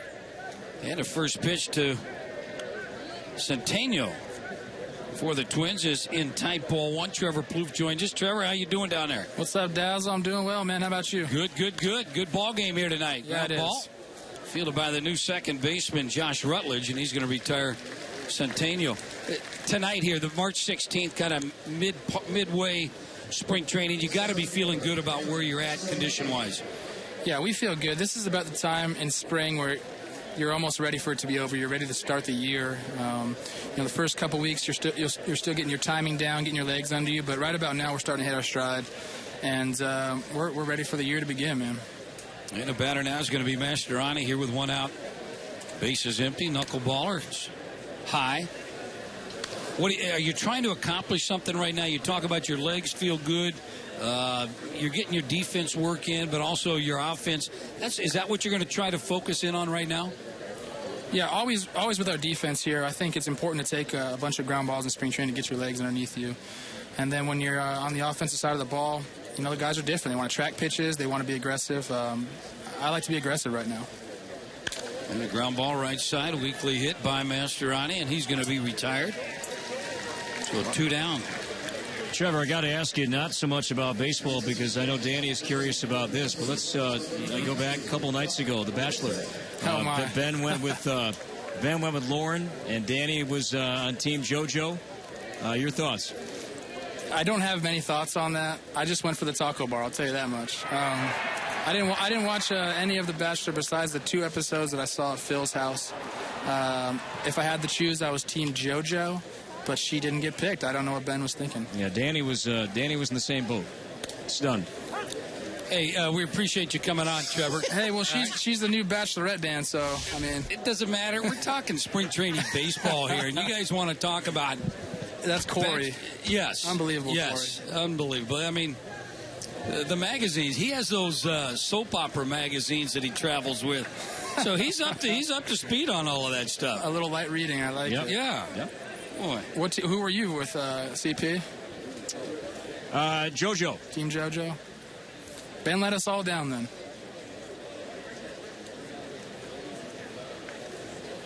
Well, as Beresford lines it down the left field line foul, he's getting his first at bat, and we've run into some buffoonery on a radio booth before, but this tops it all. I think so. I was hoping to talk some baseball. I don't know what's going on. No, heck no. We'll just get back to that. Well, when is the season over then, I guess?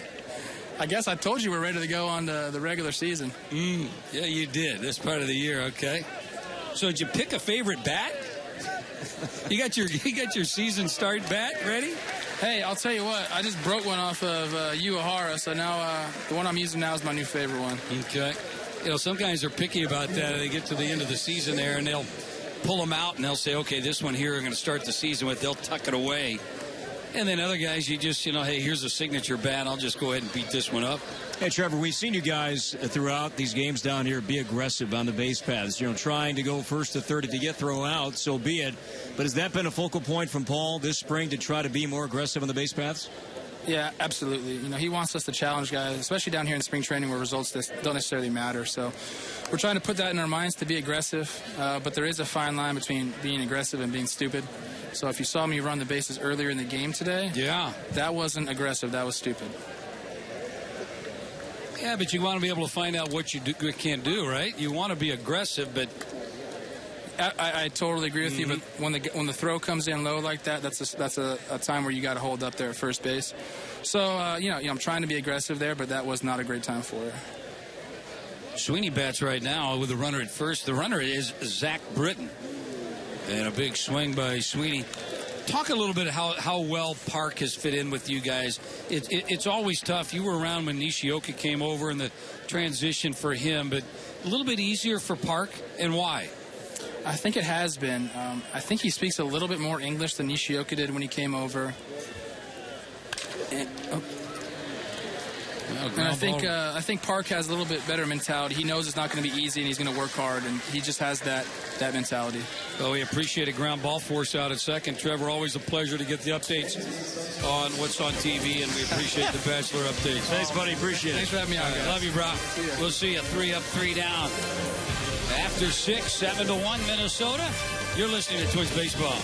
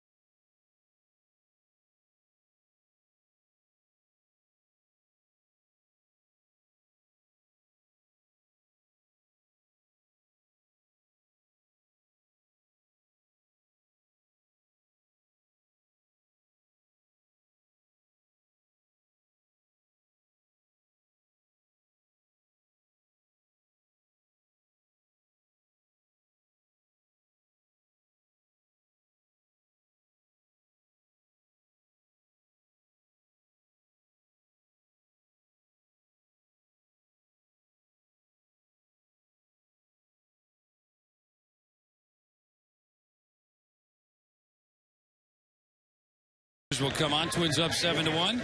Commercial break for me. I'm out. Here's Corey Provis. Buffoonery. He's out. There goes the door. And we move on. Buddy Boshears is the pitcher, as Danny mentioned. Hanley Ramirez sends one foul off the net. 0-1. Defensively, Wilfredo Tovar is the new shortstop. Buck Britton, who batted. In the bottom half of the inning for Brian Dozier, stays in at second base.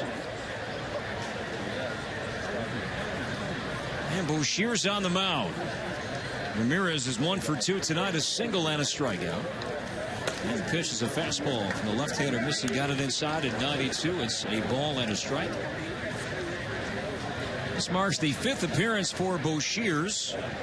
In the spring, Eduardo Nunez is also in. He's at third base. Boshears, 4 innings, 3 runs on 3 hits, a couple of walks and 2 strikeouts. Check swing foul. As Boshears went off speed, 85 in that offering. It's a 1-2 count. Boshears fastball low 90s, a plus curveball.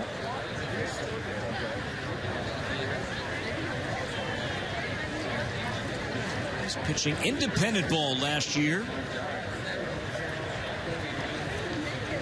Boshears is 27, 6'3", 205. Leg kick and a 1-2 high. 2 balls and 2 strikes. Boshears, the 5th pitcher used by the Twins tonight. Kyle Gibson, 3 to 3rd. A run, a couple of hits. He struck out 7. And Thompson, 2/3 scoreless. Glenn Perkins, a scoreless inning. Casey Fiend, a scoreless inning. And now Boshears as Ramirez steps out. Sandoval on deck, followed by Chris Young. 7-1 Twins in the 7th. And the 2-2 outside. Fastball missed away, not by much. 3-2. Mentioned that the Twins are perhaps going to add another left-handed arm out of the bullpen. And Perkins and who else? Oh, Boucher is trying to do good things here in camp and be that second lefty. The 3-2 cracked to short. Alfredo Tovar loves it about ankle high, and he throws out Ramirez for out number 1. Now before the Panda Bats, let's step out. 10 seconds for station identification from Fort Myers. This is Twins Baseball.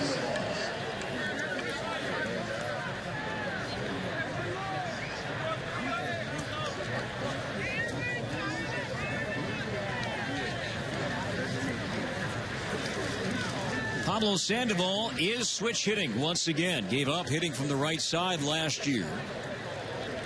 Batting right-handed now against the lefty Bouchers as Buddy misses down low, ball 1. And Shane Victorino, he gave up briefly switch hitting. Sandoval the same, but back at it. Going to begin 2016. And the 1-0 is lined to right down the line in the corner. That ball is going to land on the grass and bang off the wall. The Panda trying for 2. Kepler's throw to second base will not be in time. Well, it's a feet-first sliding double for Pablo Sandoval. His 5th hit this spring. He was 0 for 2 before that. And he will leave the game for a pinch runner.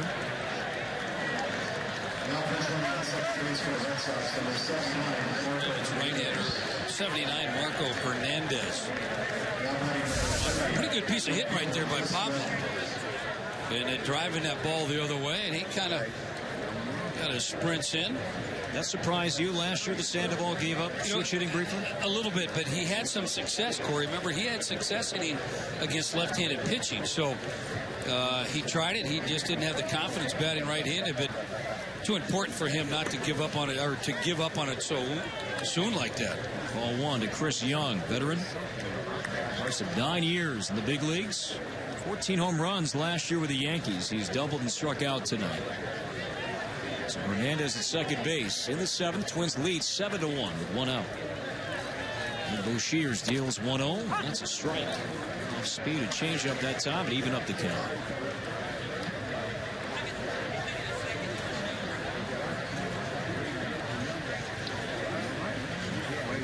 Sandoval, Venezuelan. His idol growing up was Omar Vizquel. It was because of that he pretty much taught himself to be a switch hitter. And the 1-1 is low. 2 balls and a strike. Sandoval, so many clutch performances with the Giants. How good was he in the postseason? You know, there's certain players that just rise up in playoff time, and it seemed like Pablo was one of those guys that he could time it right. The other one was that Juan Uribe, former Chicago White Sox, some stuff with the Dodgers. And the 2-1 is down and inside. David Ortiz knows a good thing or two about postseason heroics. I'd put Carlos Beltran in that group as well. Beltran hasn't had as many opportunities, but Cardinals, Astros, those performances really stand out when you dissect Beltran, his great career. Shears behind Young, 3-1. Catcher Sandy Leon is on deck. Hernandez at second base, 1 out. Big pitch here. And the 3-1. Fastball low and away, ball 4. So Young walks. And now Sandy Leon. Well, you talk about playoff guys. Red Sox signed that big money pitcher David Price, but you look at his playoff record, not that good. 1-6 division series play. Just 1-1 league championship. The first win came last year, right? Mm-hmm. Toronto. Surprising. Guys are better. They're tuned up for that playoff and, of course, the World Series run. Shears can get one on the ground here as Leon rips one to right down the line, slicing foul. That'll find the seats. I think it won on Sandy Leon. Red Sox catching tandem appears to be set with Blake Swihart. And the backup will be Ryan Hannigan. Christian Vasquez, Red Sox believe he'll be a very important player, but Vasquez is coming back from Tommy John. And Leon a former Washington National, was acquired in spring training last year. This time is called. Leon steps out. Speaking of Washington, the Twins have 2 exhibition games with the Nationals in early April before the regular season begins in Baltimore.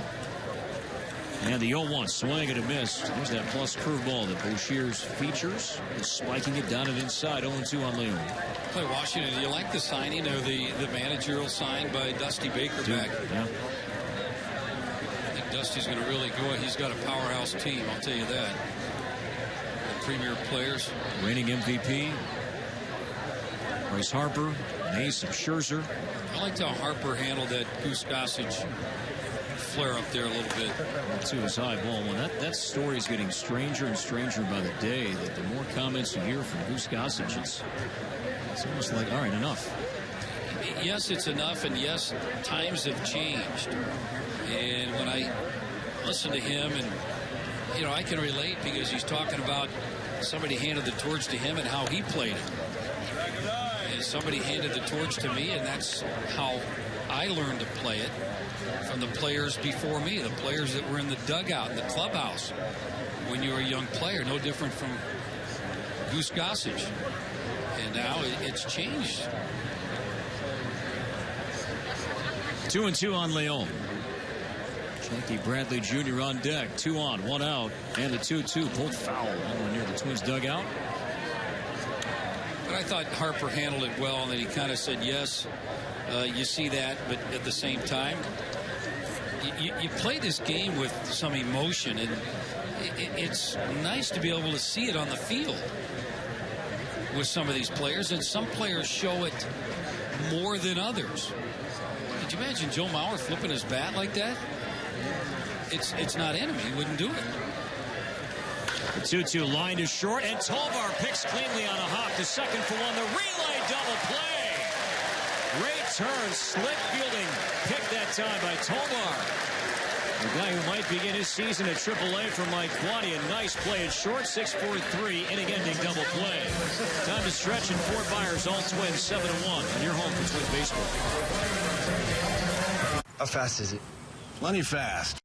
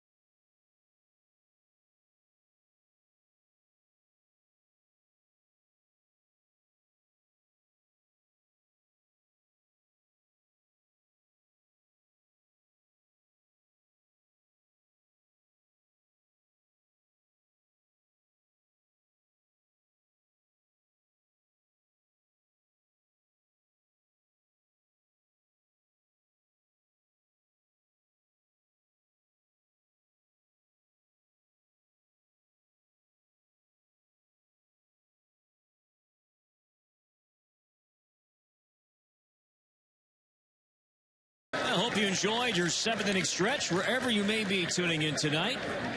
And the stretch is brought to you by Mayo Clinic Sports Medicine. From aspiring youth athletes to the pros, Mayo Clinic Sports Medicine is changing your game. Call today to make your appointment at Mayo Clinic Square in Minneapolis. TC making friends, shooting the water gun on top of the Twins dugout, taking pictures, and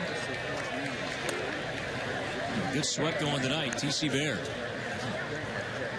7-1 Twins, bottom 7. James Beresford will bat for the first time. Beresford playing first base. Stephen Wright, the knuckleballer, back out for his second inning of work. Now behind James, 2 balls and no strikes. Red Sox make some defensive changes. Alan Craig is now at left. First and 2-0 is on the way. That's in for a strike on James. Josh Rutledge goes from second to third. And Marco Hernandez, who ran for Sandoval, takes over at second base. And the 2-1, knuckling outside, 69 miles per hour, ball 3. Beresford had a good year last year in AAA.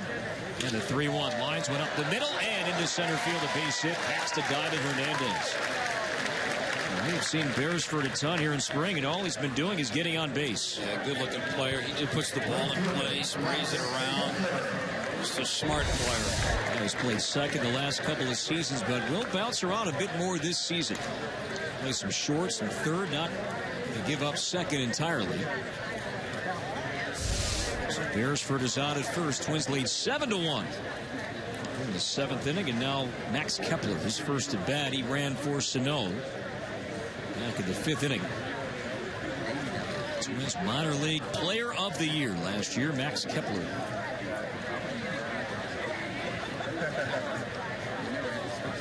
.23 years old, German born. Max takes high for a ball. You can see why Max took home that honor last year at AA Chattanooga with that great Lookouts team. Hit .322, knocked in 71 runs, had 131 hits. 1-0 is high on Max. Base percentage .416. When you watch Max play and you look at box scores, you're always curious not if he's playing, but where. What position is Kepler playing? And the 1-0 knuckled on him, but he made contact and fouled it back. 2-1.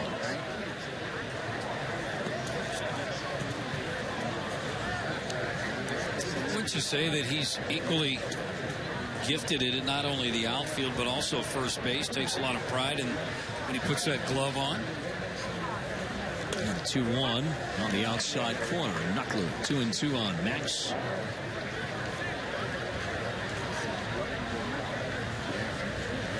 Kepler has never played at AAA. 2 balls and 2 strikes. Beresford at first, and the pitch got him swinging on the knuckler. So Kepler strikes out. And there is out number 1, Stephen Wright. Eduardo Rodriguez sidelined, although Rodriguez did throw a bullpen today, but young left-hander probably doubtful to begin the season on the opening day roster, at least healthy. So that will leave an opening for the number 5 spot. Wright out of options, competing with Ruenis Elias, former Mariner. Henry Owens seemed to be in the mix for that number 5 spot. This kid here, Stephen Wright. There's Eduardo Nunez, another guy who's been raking here in the spring. The bats and getting on base. Nunez behind the strike.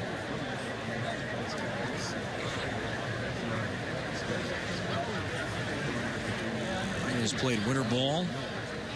The Dominican this offseason played a ton of second base, which was kind of a smart thing for him to do. And yes, Brian Dozier is the staple at second. We know that. But Nunez is to learn another position. And yes, he's played some second, but try to play it on a more regular basis this offseason. And the 0-1. Knuckles low. Ball and a strike. You know, Corey, having talked to Nunez and Escobar, they prefer to play on the left side of the diamond. And that's why it's important to go over there and you get an opportunity to play, to get a different feel what it's like. He's just trying to polish his skills up, being able to play over there. And the 1-1 up and inside. Carlos Quinton is on deck. He would bat for Byung-Ho Park. Twins lead 7-1 here in the 7th. I don't think anybody doubts Nunez, what he can do offensively, and more importantly, the base running skills that he has. He's a guy that is definitely a threat to steal a base. Right. And the 2-1 inside, ball 3. Paul Molitor telling us in the pregame show tonight when asked about his bench. 2 locks. John Ryan Murphy and the guy batting right now, Nunez. Those 2 guys will certainly be on the team. And what Nunez brings is he can play anywhere in the infield, but also he can be that pinch runner late in a ball game. And the 3-1 is lined softly right center field. Charging is Bradley. He'll make a shoulder-high catch. Beresford hustling back to first, gets it standing. Bradley Jr. will lead off the 8th inning, so he is still in this game, and center makes the catch. So 2 down for Carlos Quinton, a guy that we discussed earlier tonight with Terry Ryan. Quinton, a veteran player. No big league time last year, but you can't ignore what he has done, how he has looked so far, Danny, here in the Grapefruit League. These are the decisions that are going to be tough for Paul Molitor, Terry Ryan, because you've got a veteran here in Carlos Quinton. You've got a veteran in Ryan Sweeney. And the other kind of the dark horse there is Waldo Arcia, a guy that's out of options. Sweeney and Quinton are in camp as non-roster invitees, so they could, if they elect to go down to the minor leagues. Quinton takes low for a ball. Quinton is homered, knocked in 5 here in the spring. He's hitting over 300. You know, they're looking for that 5th outfielder. I think it's set with Danny Santana as that super guy out there. Now they're looking for that right-hander or left-hander off the bench late, that 5th outfielder that can go out there and play. And the 1-0, a bullet to center field, and sure enough, another base hit. And often you hear in the spring, and you know, do numbers matter? I think in a way it does for the guys who are vying for spots. Yes. Carlos Quinton, Danny, I think numbers are important for him to possibly make the team. You hear quality at bats, and you might not look for the results and the box score and a base hit. It's the quality of bats, and Quinton has been giving the Twins plenty of quality at bats. Sweeney also. And these are veteran guys. They know what it's like to be in spring training. So I think for those guys, yes, it's important to be able to have the quality of bats and to see some results. With Sweeney, though, he has been playing some center field. Quinton's been playing the corner positions and first base. Ground ball up the middle and into center for Tovar. Beresford rounding third. He will score. Wilfredo Tovar made a good defensive play a moment ago and now picks up a 2-out run-scoring single. It's 8-1 Twins. Taken off the Mets roster, Wilfredo Tovar. Center run. So Beresford is in, down to second Quinton. Here's the catcher, Juan Centeno, his second at bat.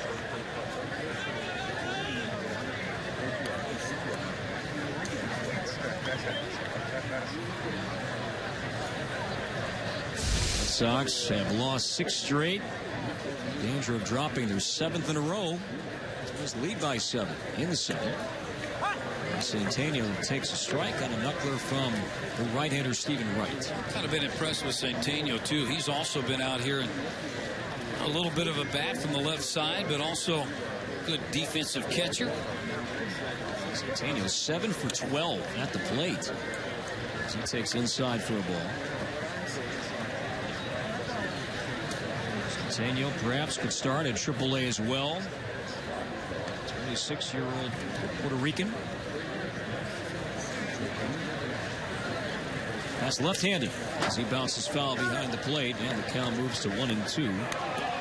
Centeno signed as a minor league free agent, was in the Brewers organization last year, primarily AAA Colorado Springs at $295. Does have some big league time with the Mets at 13 and 14.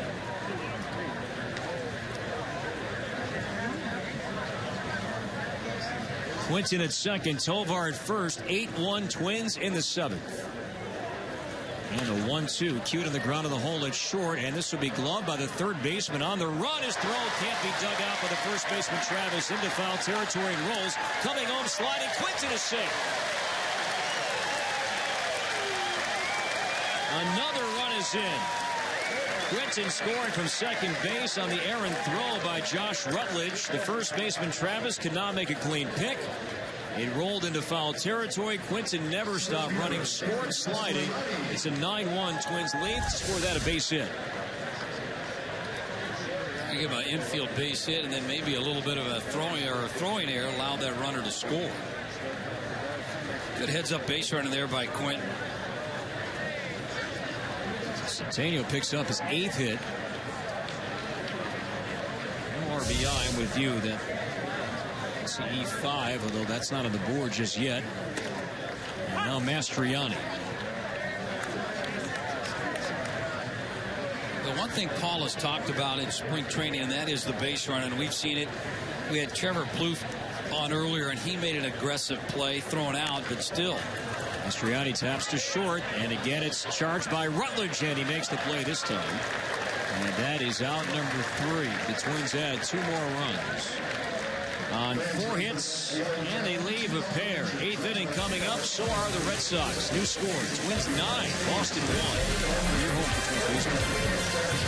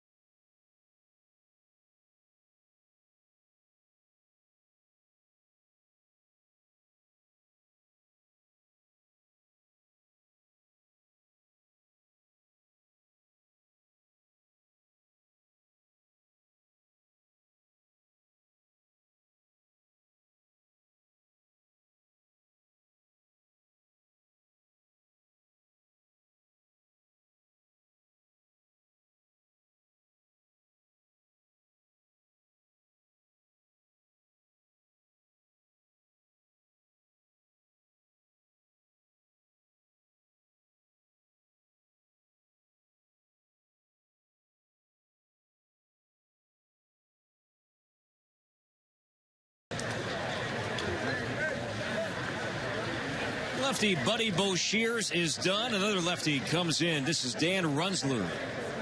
Veteran, 31 years old, 6'4", 210. Giants. He's looked good here in the spring as he runs a fastball up and inside on Jackie Bradley Jr. at 94. That moves him off the plate. Ball 1. Runzler is off for the 5th time. He has logged 4 1/3 innings. He's yielded only 1 run on 4 hits. He struck out 1 and a 1-0 by him. 93, 1 ball and 1 strike. Runzler is not on the roster. And a 1-1. Strike 2. Slider called on Bradley. 1-2 the count.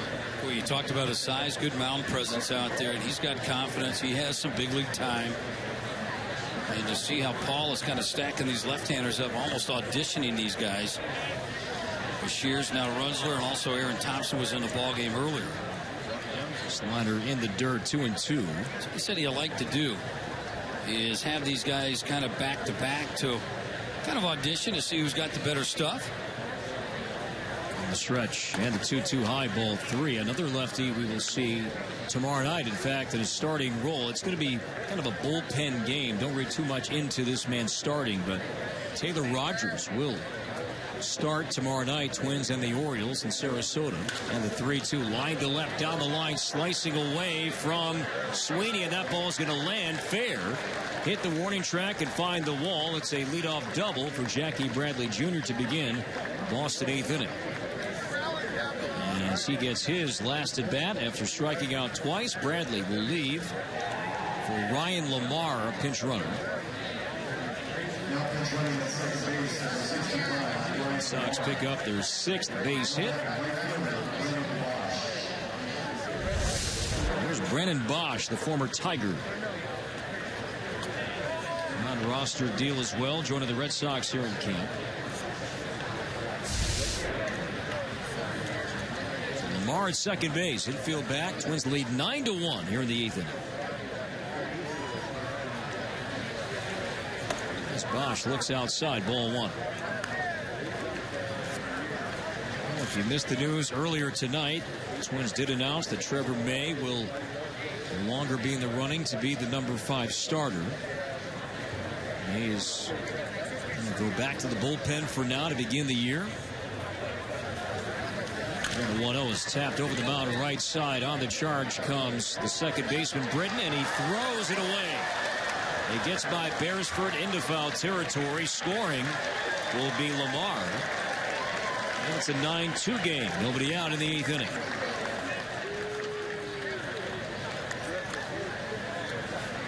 Not hit hard. Tie in the air on the ground, weakly to the right side. Buck Britton, the second baseman. On the charge, he elected to go to his glove. And he threw it, and it didn't look like really a bad throw. Beresford could not make the catch. And an error is charged, and a run is in. And the batter is Rutledge. He stares at a strike, 0-1.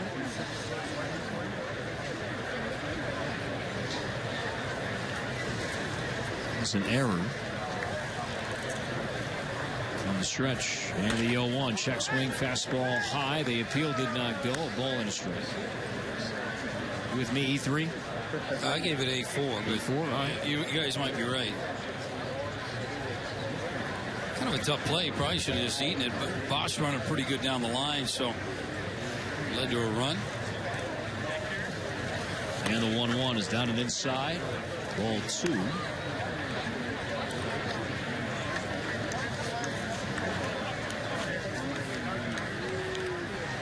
Twins have 9 runs on 12 hits, 1 error. Red Sox 2-7-1.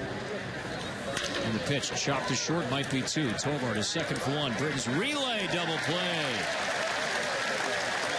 The Twins turn their 3rd double play tonight. 6-4-3 around the infield. So 2 down. Corey, we've heard a lot about Tovar at shortstop, and he's showing some pretty good glove work. We saw him earlier make a nice play on a short hop ball, and right there, a couple steps to his right, got in great fielding position, and then almost from the hip, good firm throw on target. Nice play.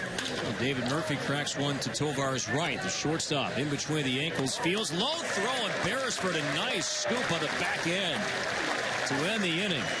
The Red Sox score a run, a hit, an error. They leave none. 7.5 in now from Fort Myers. It reads Twins 9, Red Sox 2. Your home for Twins baseball.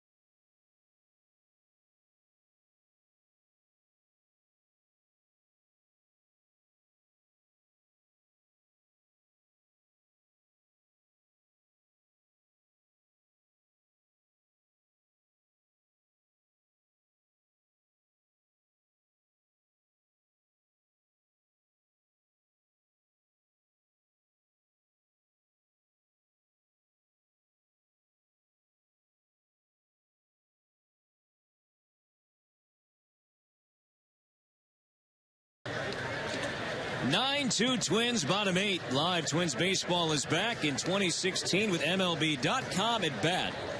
On your smartphone or tablet, stay connected with the Twins all season wherever you are with live radio broadcasts, stats, breaking news, and more. Download MLB.com at bat, the #1 app for live baseball.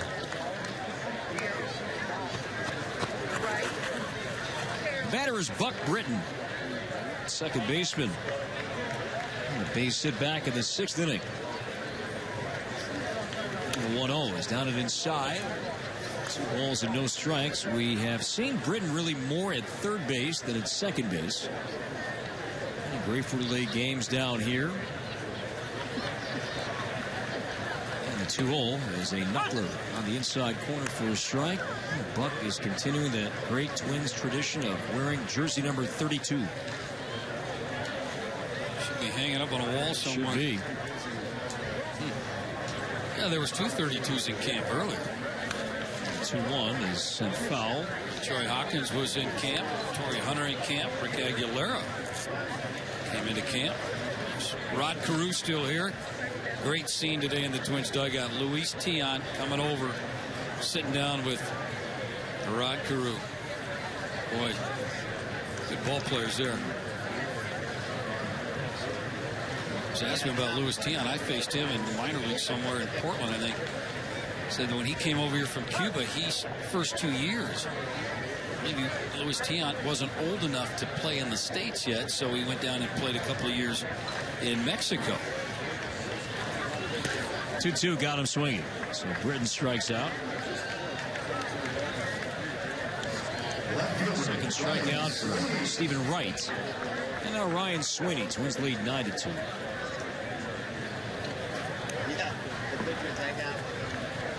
It's always a special part of spring training, and the ambassadors of the game that you see wearing jerseys. I'm reminded of Cardinal games, and you still see Red Shandy around, and you see him in jerseys, and it's always a great part of spring training baseball. Guys who aren't always with the team day in, day out, but they are in spring training, brought back as coaches, advisors, whatever the title is, and yet they put on that jersey again is fantastic. Sweeney's 1-0 is bell-tie strike. It's even. You know, sometimes you would hope that the players would take a little more time, especially with the social media that they have now, to really kind of find out about that player, when he played and what he did on the field. But a lot of times the kids, they don't pay too much attention. Red Sox got Dwight Evans in camp, and heard that they are going to retire Wade Boggs' number this year. And the 2-1 is popped up foul behind the plate. Leon will not have a chance. This ball finds seats behind the plate.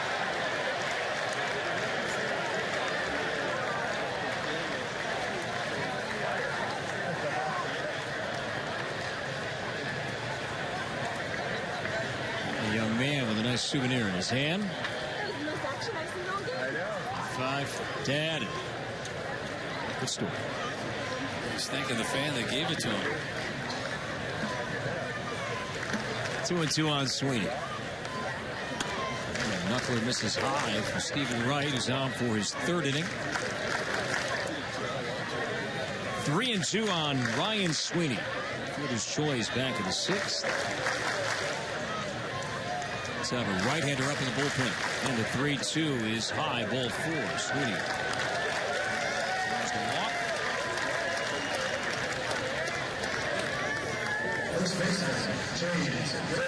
It's Michael Tonkin warming up. So he'll have the ball in the 9th inning. First here is Beresford. Base hit, scored a run back at the 7th. We'll have the game for you tomorrow night, radio only. Twins and the Orioles from Sarasota. It's a night game.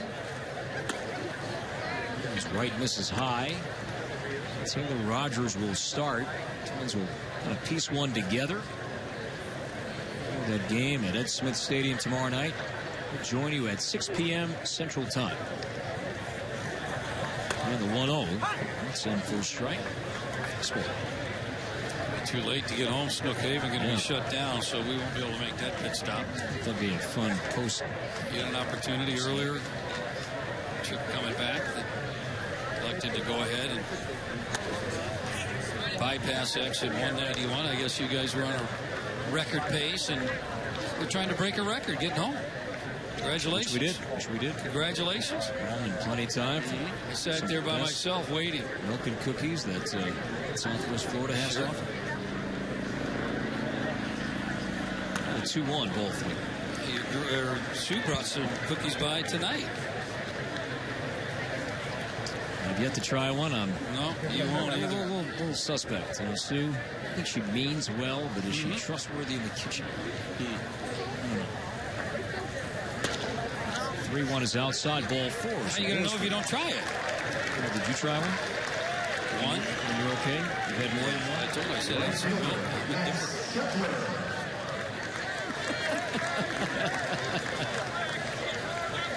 So back-to-back walks.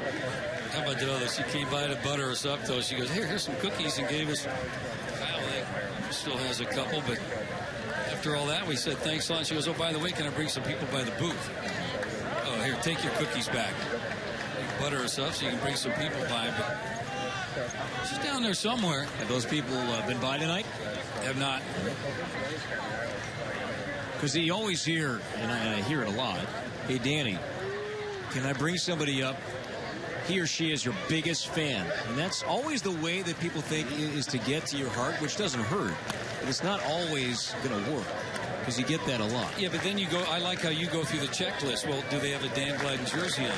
Does they have Dan Gladden eye black on? Dan Gladden wristbands? No. Well. Carl Willis, Red Sox pitching coach, former teammate of yours, and World Series champion. He is the pitching coach for the Red Sox. He is out to check on Stephen Wright. He's a right-hander warming up with the Red Sox bullpen. Wright is at 54 pitches. He's walked the last 2. Still 1 out. Twins lead 9-2 in the 8th. He came on board last year mid-season or early in the part of the season and talked to him. He's living in the same place I'm currently staying at down here, and greeted him with a nice bottle of wine, a nice card, and said, what'd you do? And he goes, I spent all day driving around. He has not been back to Fort Myers since the 91-92 season. Ball and no strikes. Max Kepler gets a strike. Kepler at 72, about knee high. And before he got the Red Sox job, Willis was the pitching coach for AAA Columbus with the Cleveland Indians. And the 1-1 is on the inside corner, was with. There was their connection there, but he's a good man. You read his name about the Twins job, too, Danny. He went to Neil Allen eventually. Twins by 7 in the 8th. 2 on, 1 out, 1 and 2 on Kepler. And the pitch is swung on. Hit in the air to playable left. Alan Craig give way to the center fielder. It's Ryan Lamar who makes the catch for out number 2. So Kepler now is 0-2. And that'll do it for Stephen Wright. 57 pitches, and that will end it as John Farrell will make a pitching change. And Nunez will bat and face a new Red Sox pitcher when we come back to Fort Myers. Twins still batting in the 8th. They have 2 on, 2 out leading 9-2. Back with more next on your home for Twins baseball.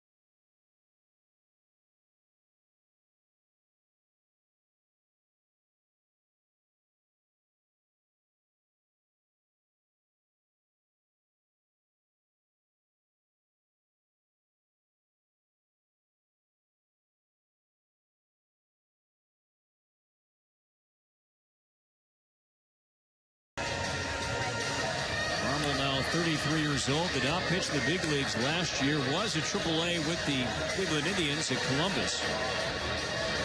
It's big league time for Marmol with the Marlins back in 2014, but he had his best years and some great years. All-star year, in fact, with the Cubs in 2008. Carlos Marmol, a vanishing slider that at one point was among the best in the game. Put together some great years as the Cubs closer. 38 saves in 2010, 34 in 2011. Marmol, the kind of guy, when he was at his best, he could come in a one-run game to lead off an inning. He may walk the bases loaded, but then strike out the next 3. It's like a manager's nightmare. Boy, that's the manager on the top step. I mean, you'd see, Danny, 2008, 114 strikeouts with 41 walks. 138 strikeouts, 52 walks. And that's a lot for a guy that'll work an inning. He'd have years when he'd average, 10 strikeouts per 9, but then 6 walks per 9. It's ball 1 on Eduardo Nunez. 2 on, 2 outs, wins the lead 9-2. And Marmol with his slider missing inside, 2-0.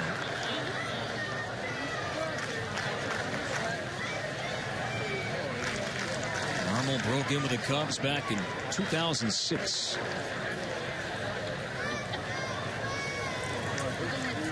Nunez waits, and now the 2-0. Fastball is high. 91, ball 3. Marmol was never this overpowering. He wouldn't beat you with this overpowering fastball. It was just a slider that looked so appealing, and then it would just dive down and away. And if hitters were aggressive and they would chase, strikeouts would pile up in a hurry. And the 3-0 is a 4-pitch walk. Ran a fastball inside of Nunez. The Twins have the bases loaded on 3 walks in this 8th inning. There are 2 outs. Here's Carlos Quinton. So these two have met a time or 2. Quinton, former White Sox. Marmol, former Cub.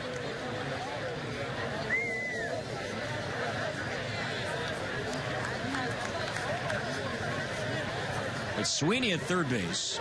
Beresford at second. Nunez at first. There's the 5th one that is missed from Marmol. Slider down and outside. Ball 1. Guys like that give you kind of uncomfortable at bats. Saw that 3-0 pitch up and into Nunez, and now down and away. Got to be patient. Quinton is, and he just stared at a letter high strike. A little help from the home plate umpire there. So Michael Tonkin will have the 9th inning. Twins with 7 wins in the Grapefruit League. The Red Sox with 5. And the 1-1 swung out and popped up. Right behind the second base bag. The second baseman out, Hernandez, and he will stagger to make the catch. Inning over. Twins don't score. They leave 3. 9th inning coming up. Michael Tonkin coming in. 9-2 Twins on your home for Twins baseball. Find your next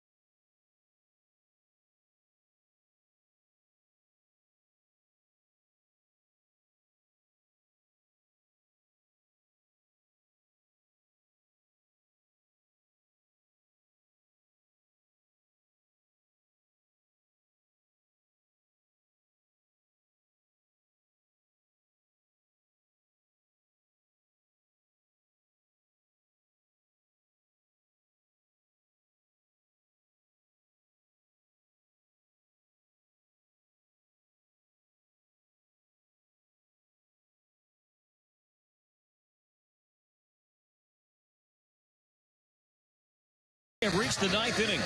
Twins 9, Red Sox 2. This copyrighted broadcast is presented by authority of the Minnesota Twins and may not be reproduced or retransmitted in any form. And the accounts and descriptions of this game may not be disseminated without the express written consent of the Minnesota Twins. The 9th inning belongs to Michael Tonkin. A rough go for Tonkin so far, trying to win a spot. Tonkin out of options, has given up 5 runs, 8 hits in just 4 innings. So he's trying to find some consistency and get into a good rhythm down here. Competing for a spot in the Twins bullpen. 9-2 Twins lead. Devin Marrero, the shortstop. It's a fastball at 94 outside, ball 1.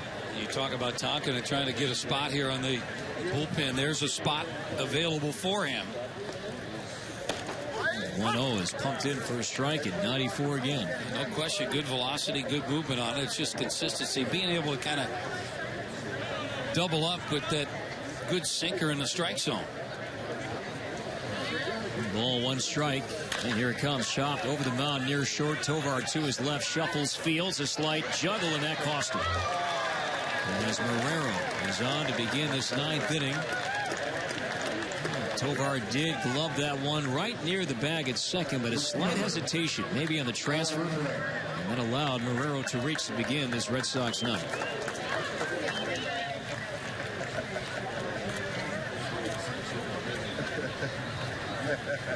The Twins have turned 3 double plays. How about number 4, Alan Craig, veteran player, taken off the roster. Some great years with the Cardinals. As Tonkin misses up and inside, ball 1. Saw Craig with the Red Sox in spring training last year, and he struggled. Didn't have too much success at the big league level last year, but he has had a nice career as he slaps one foul down the right side.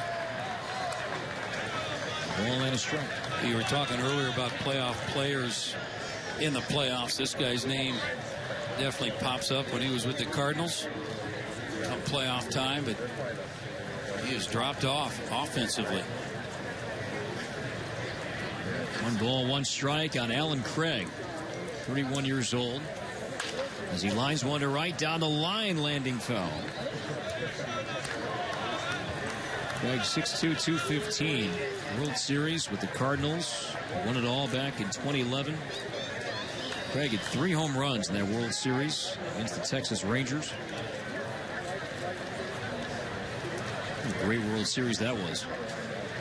Rangers and the Cardinals. The Rangers were, I think, on 2 occasions in Game 6, 1 strike away from winning. And the 1-2 is outside. David Freese, of course, was the hero that year in the NLCS and the World Series. He was the MVP, in fact. Freese for the Cardinals in both rounds. Freese just signed a deal with the Pirates. I saw that. A lot of guys still out there. There's some free agents still on the market. Getting late. And the 2-2 hit in the air to right field and deep. Kepler back. It's over his head. That ball is going to be off the wall. Marrero to third base. He'll be held. A big double off the fence and right for Alan Craig. And the Red Sox have 2 on, nobody out, as Tonkin struggles continue.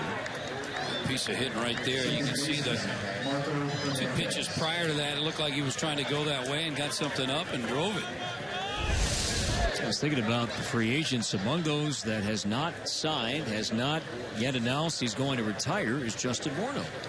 I saw his name mentioned the other day. I'm trying to think what club is looking for a first baseman right now, but he has not announced anything, and it's getting late.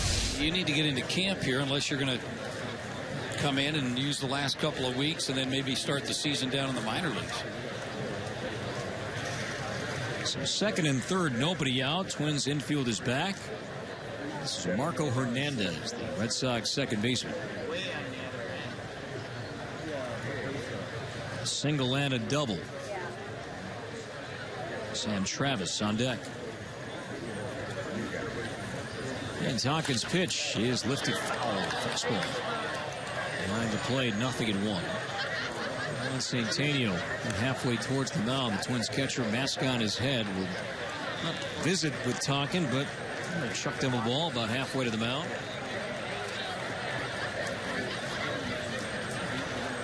You expect Morneau to play, though, somewhere this year? You know what? I'm not sure. Just wondering how his health is right now, if he's getting the itch to get back out there, or is he just comfortable with where he's at? And the 0-1, a smash up the middle and past the diving Tovar, base hit. That'll score one. Scoring base hit for Hernandez. As Mastriani just kind of spiked that throw in from center field. And Craig, though, was being held at third base anyway. He was going to come up throwing to the plate, thought he might have a play on Craig, but realized Nunez late, no cutoff man there. So when saw that there wasn't a cutoff man, tried to hang on to it and spiked it in the ground. Jock Jones used to throw it like that.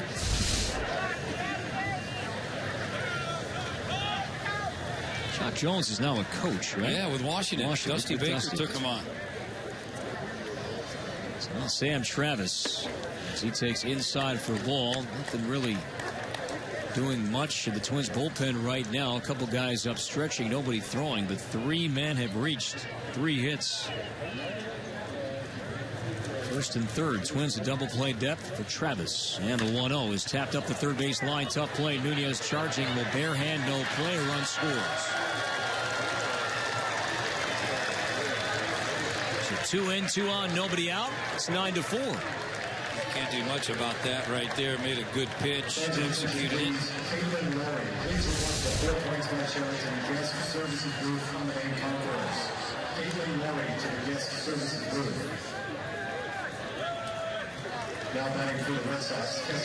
The pitching chart for the Twins in this game. The only one there are 2 we haven't seen yet. One we don't expect to because he's set to start tomorrow. That's Rogers. J.R. Graham is also on the pitching chart tonight. So Tonkin, though, can at least one here. Nobody out for Sandy Leon as he swings and misses. 1-1, 95 in that fastball. Those tuning into the ballpark tonight. The concourses are at one of the bars around the yard. Stick around. Fireworks coming up after the game tonight. Ooh-wee. And the 0-1. Cracked foul. Behind the plate. Nothing in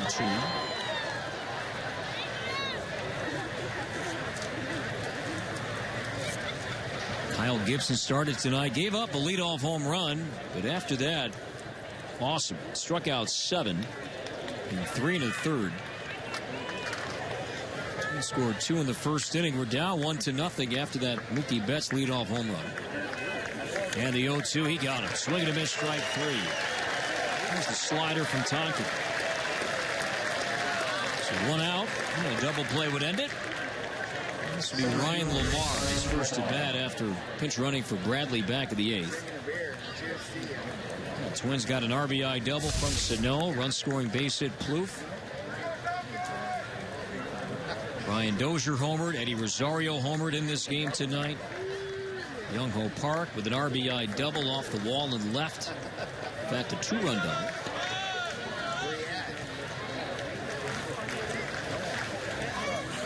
There's Lamar. Stares at a slider for a strike. Mentioned Gibson, Aaron Thompson, 2/3 scoreless. Glenn Perkins, a scoreless inning. Casey Fiend, the same with a strikeout. Buddy Boshears, scoreless inning. Runsler. And now it's Tonkin. And the 0-1, that one hit him. Slider came inside, and Lamar gets hit. That'll load him up. Oh, Brennan Bosch. And Neil Allen. Got this call here. Danny is going to pop out and visit with Tonkin. Well, Tonkin, he realizes that he has not looked all that sharp down here so far. He's out of options, must make the team or be exposed to waivers. And the mental side could be a factor right now, but Allen trying to calm down his emotions here in this lengthy ninth inning. Well, you talk about Tonkin. He's got good stuff. 94, 95, good sink on the fastball. But I talked about being able to double up in the strike zone with that. Threw a great slider, first pitch, strike one. Tried to double up with it.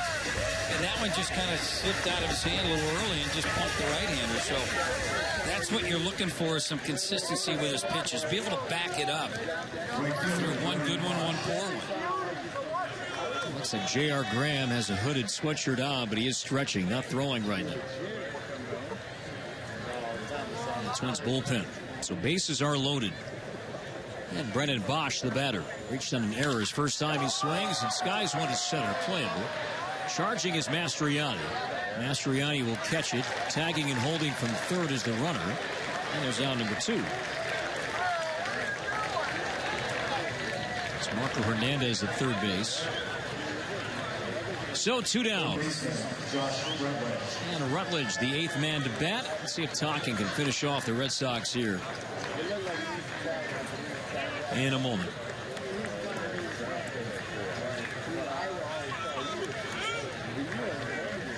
Sellout crowd tonight, well over 8,000. Let's have some road games coming up the next few days. As Tonkin misses outside, ball 1. Next home game will be here on Sunday. That'll be a simulcast. Twins and the Yankees. Day game. 9-4 Twins, 9th inning. And the 1-0 outside, ball 2.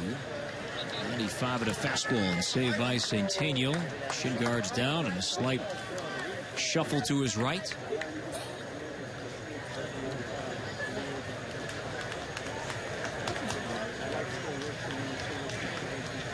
Rutledge, righty against righty, ahead of Tonkin 2-0.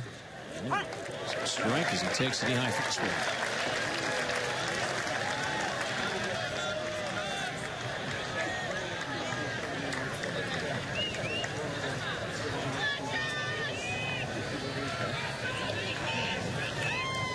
Two balls and 1 strike. And there's a tapper up the third base line. It's going to go foul.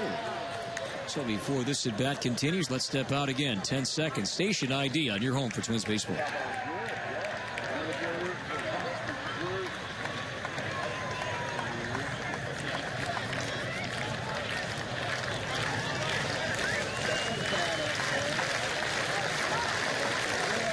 Corey and Danny from the CenturyLink Sports Complex. 9th inning, Twins lead 9-4. Bases loaded, 2 outs. Red Sox batting 2 in, 3 on. 2-2 the count on Josh Rutledge. Juan Centeno catching, sending Tonkin sides. From the chest, and the 2-2 line foul on the slider. And sent foul to our right.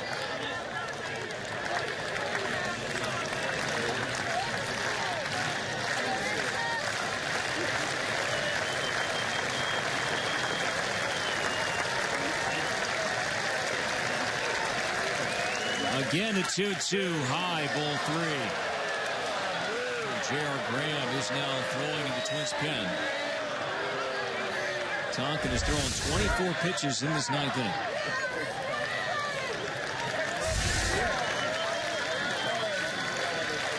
Runners will be moving. 3-2, 2 outs, bases loaded. And the payoff, he got him. A high fastball, swing and a miss, strike 3. This one is over. The Twins defeat the Red Sox for the 3rd time this spring. The final, Twins 9, Boston 4. Back with more next on your home for Twins baseball. How fast is it? Plenty fast. It's not how fast you mow.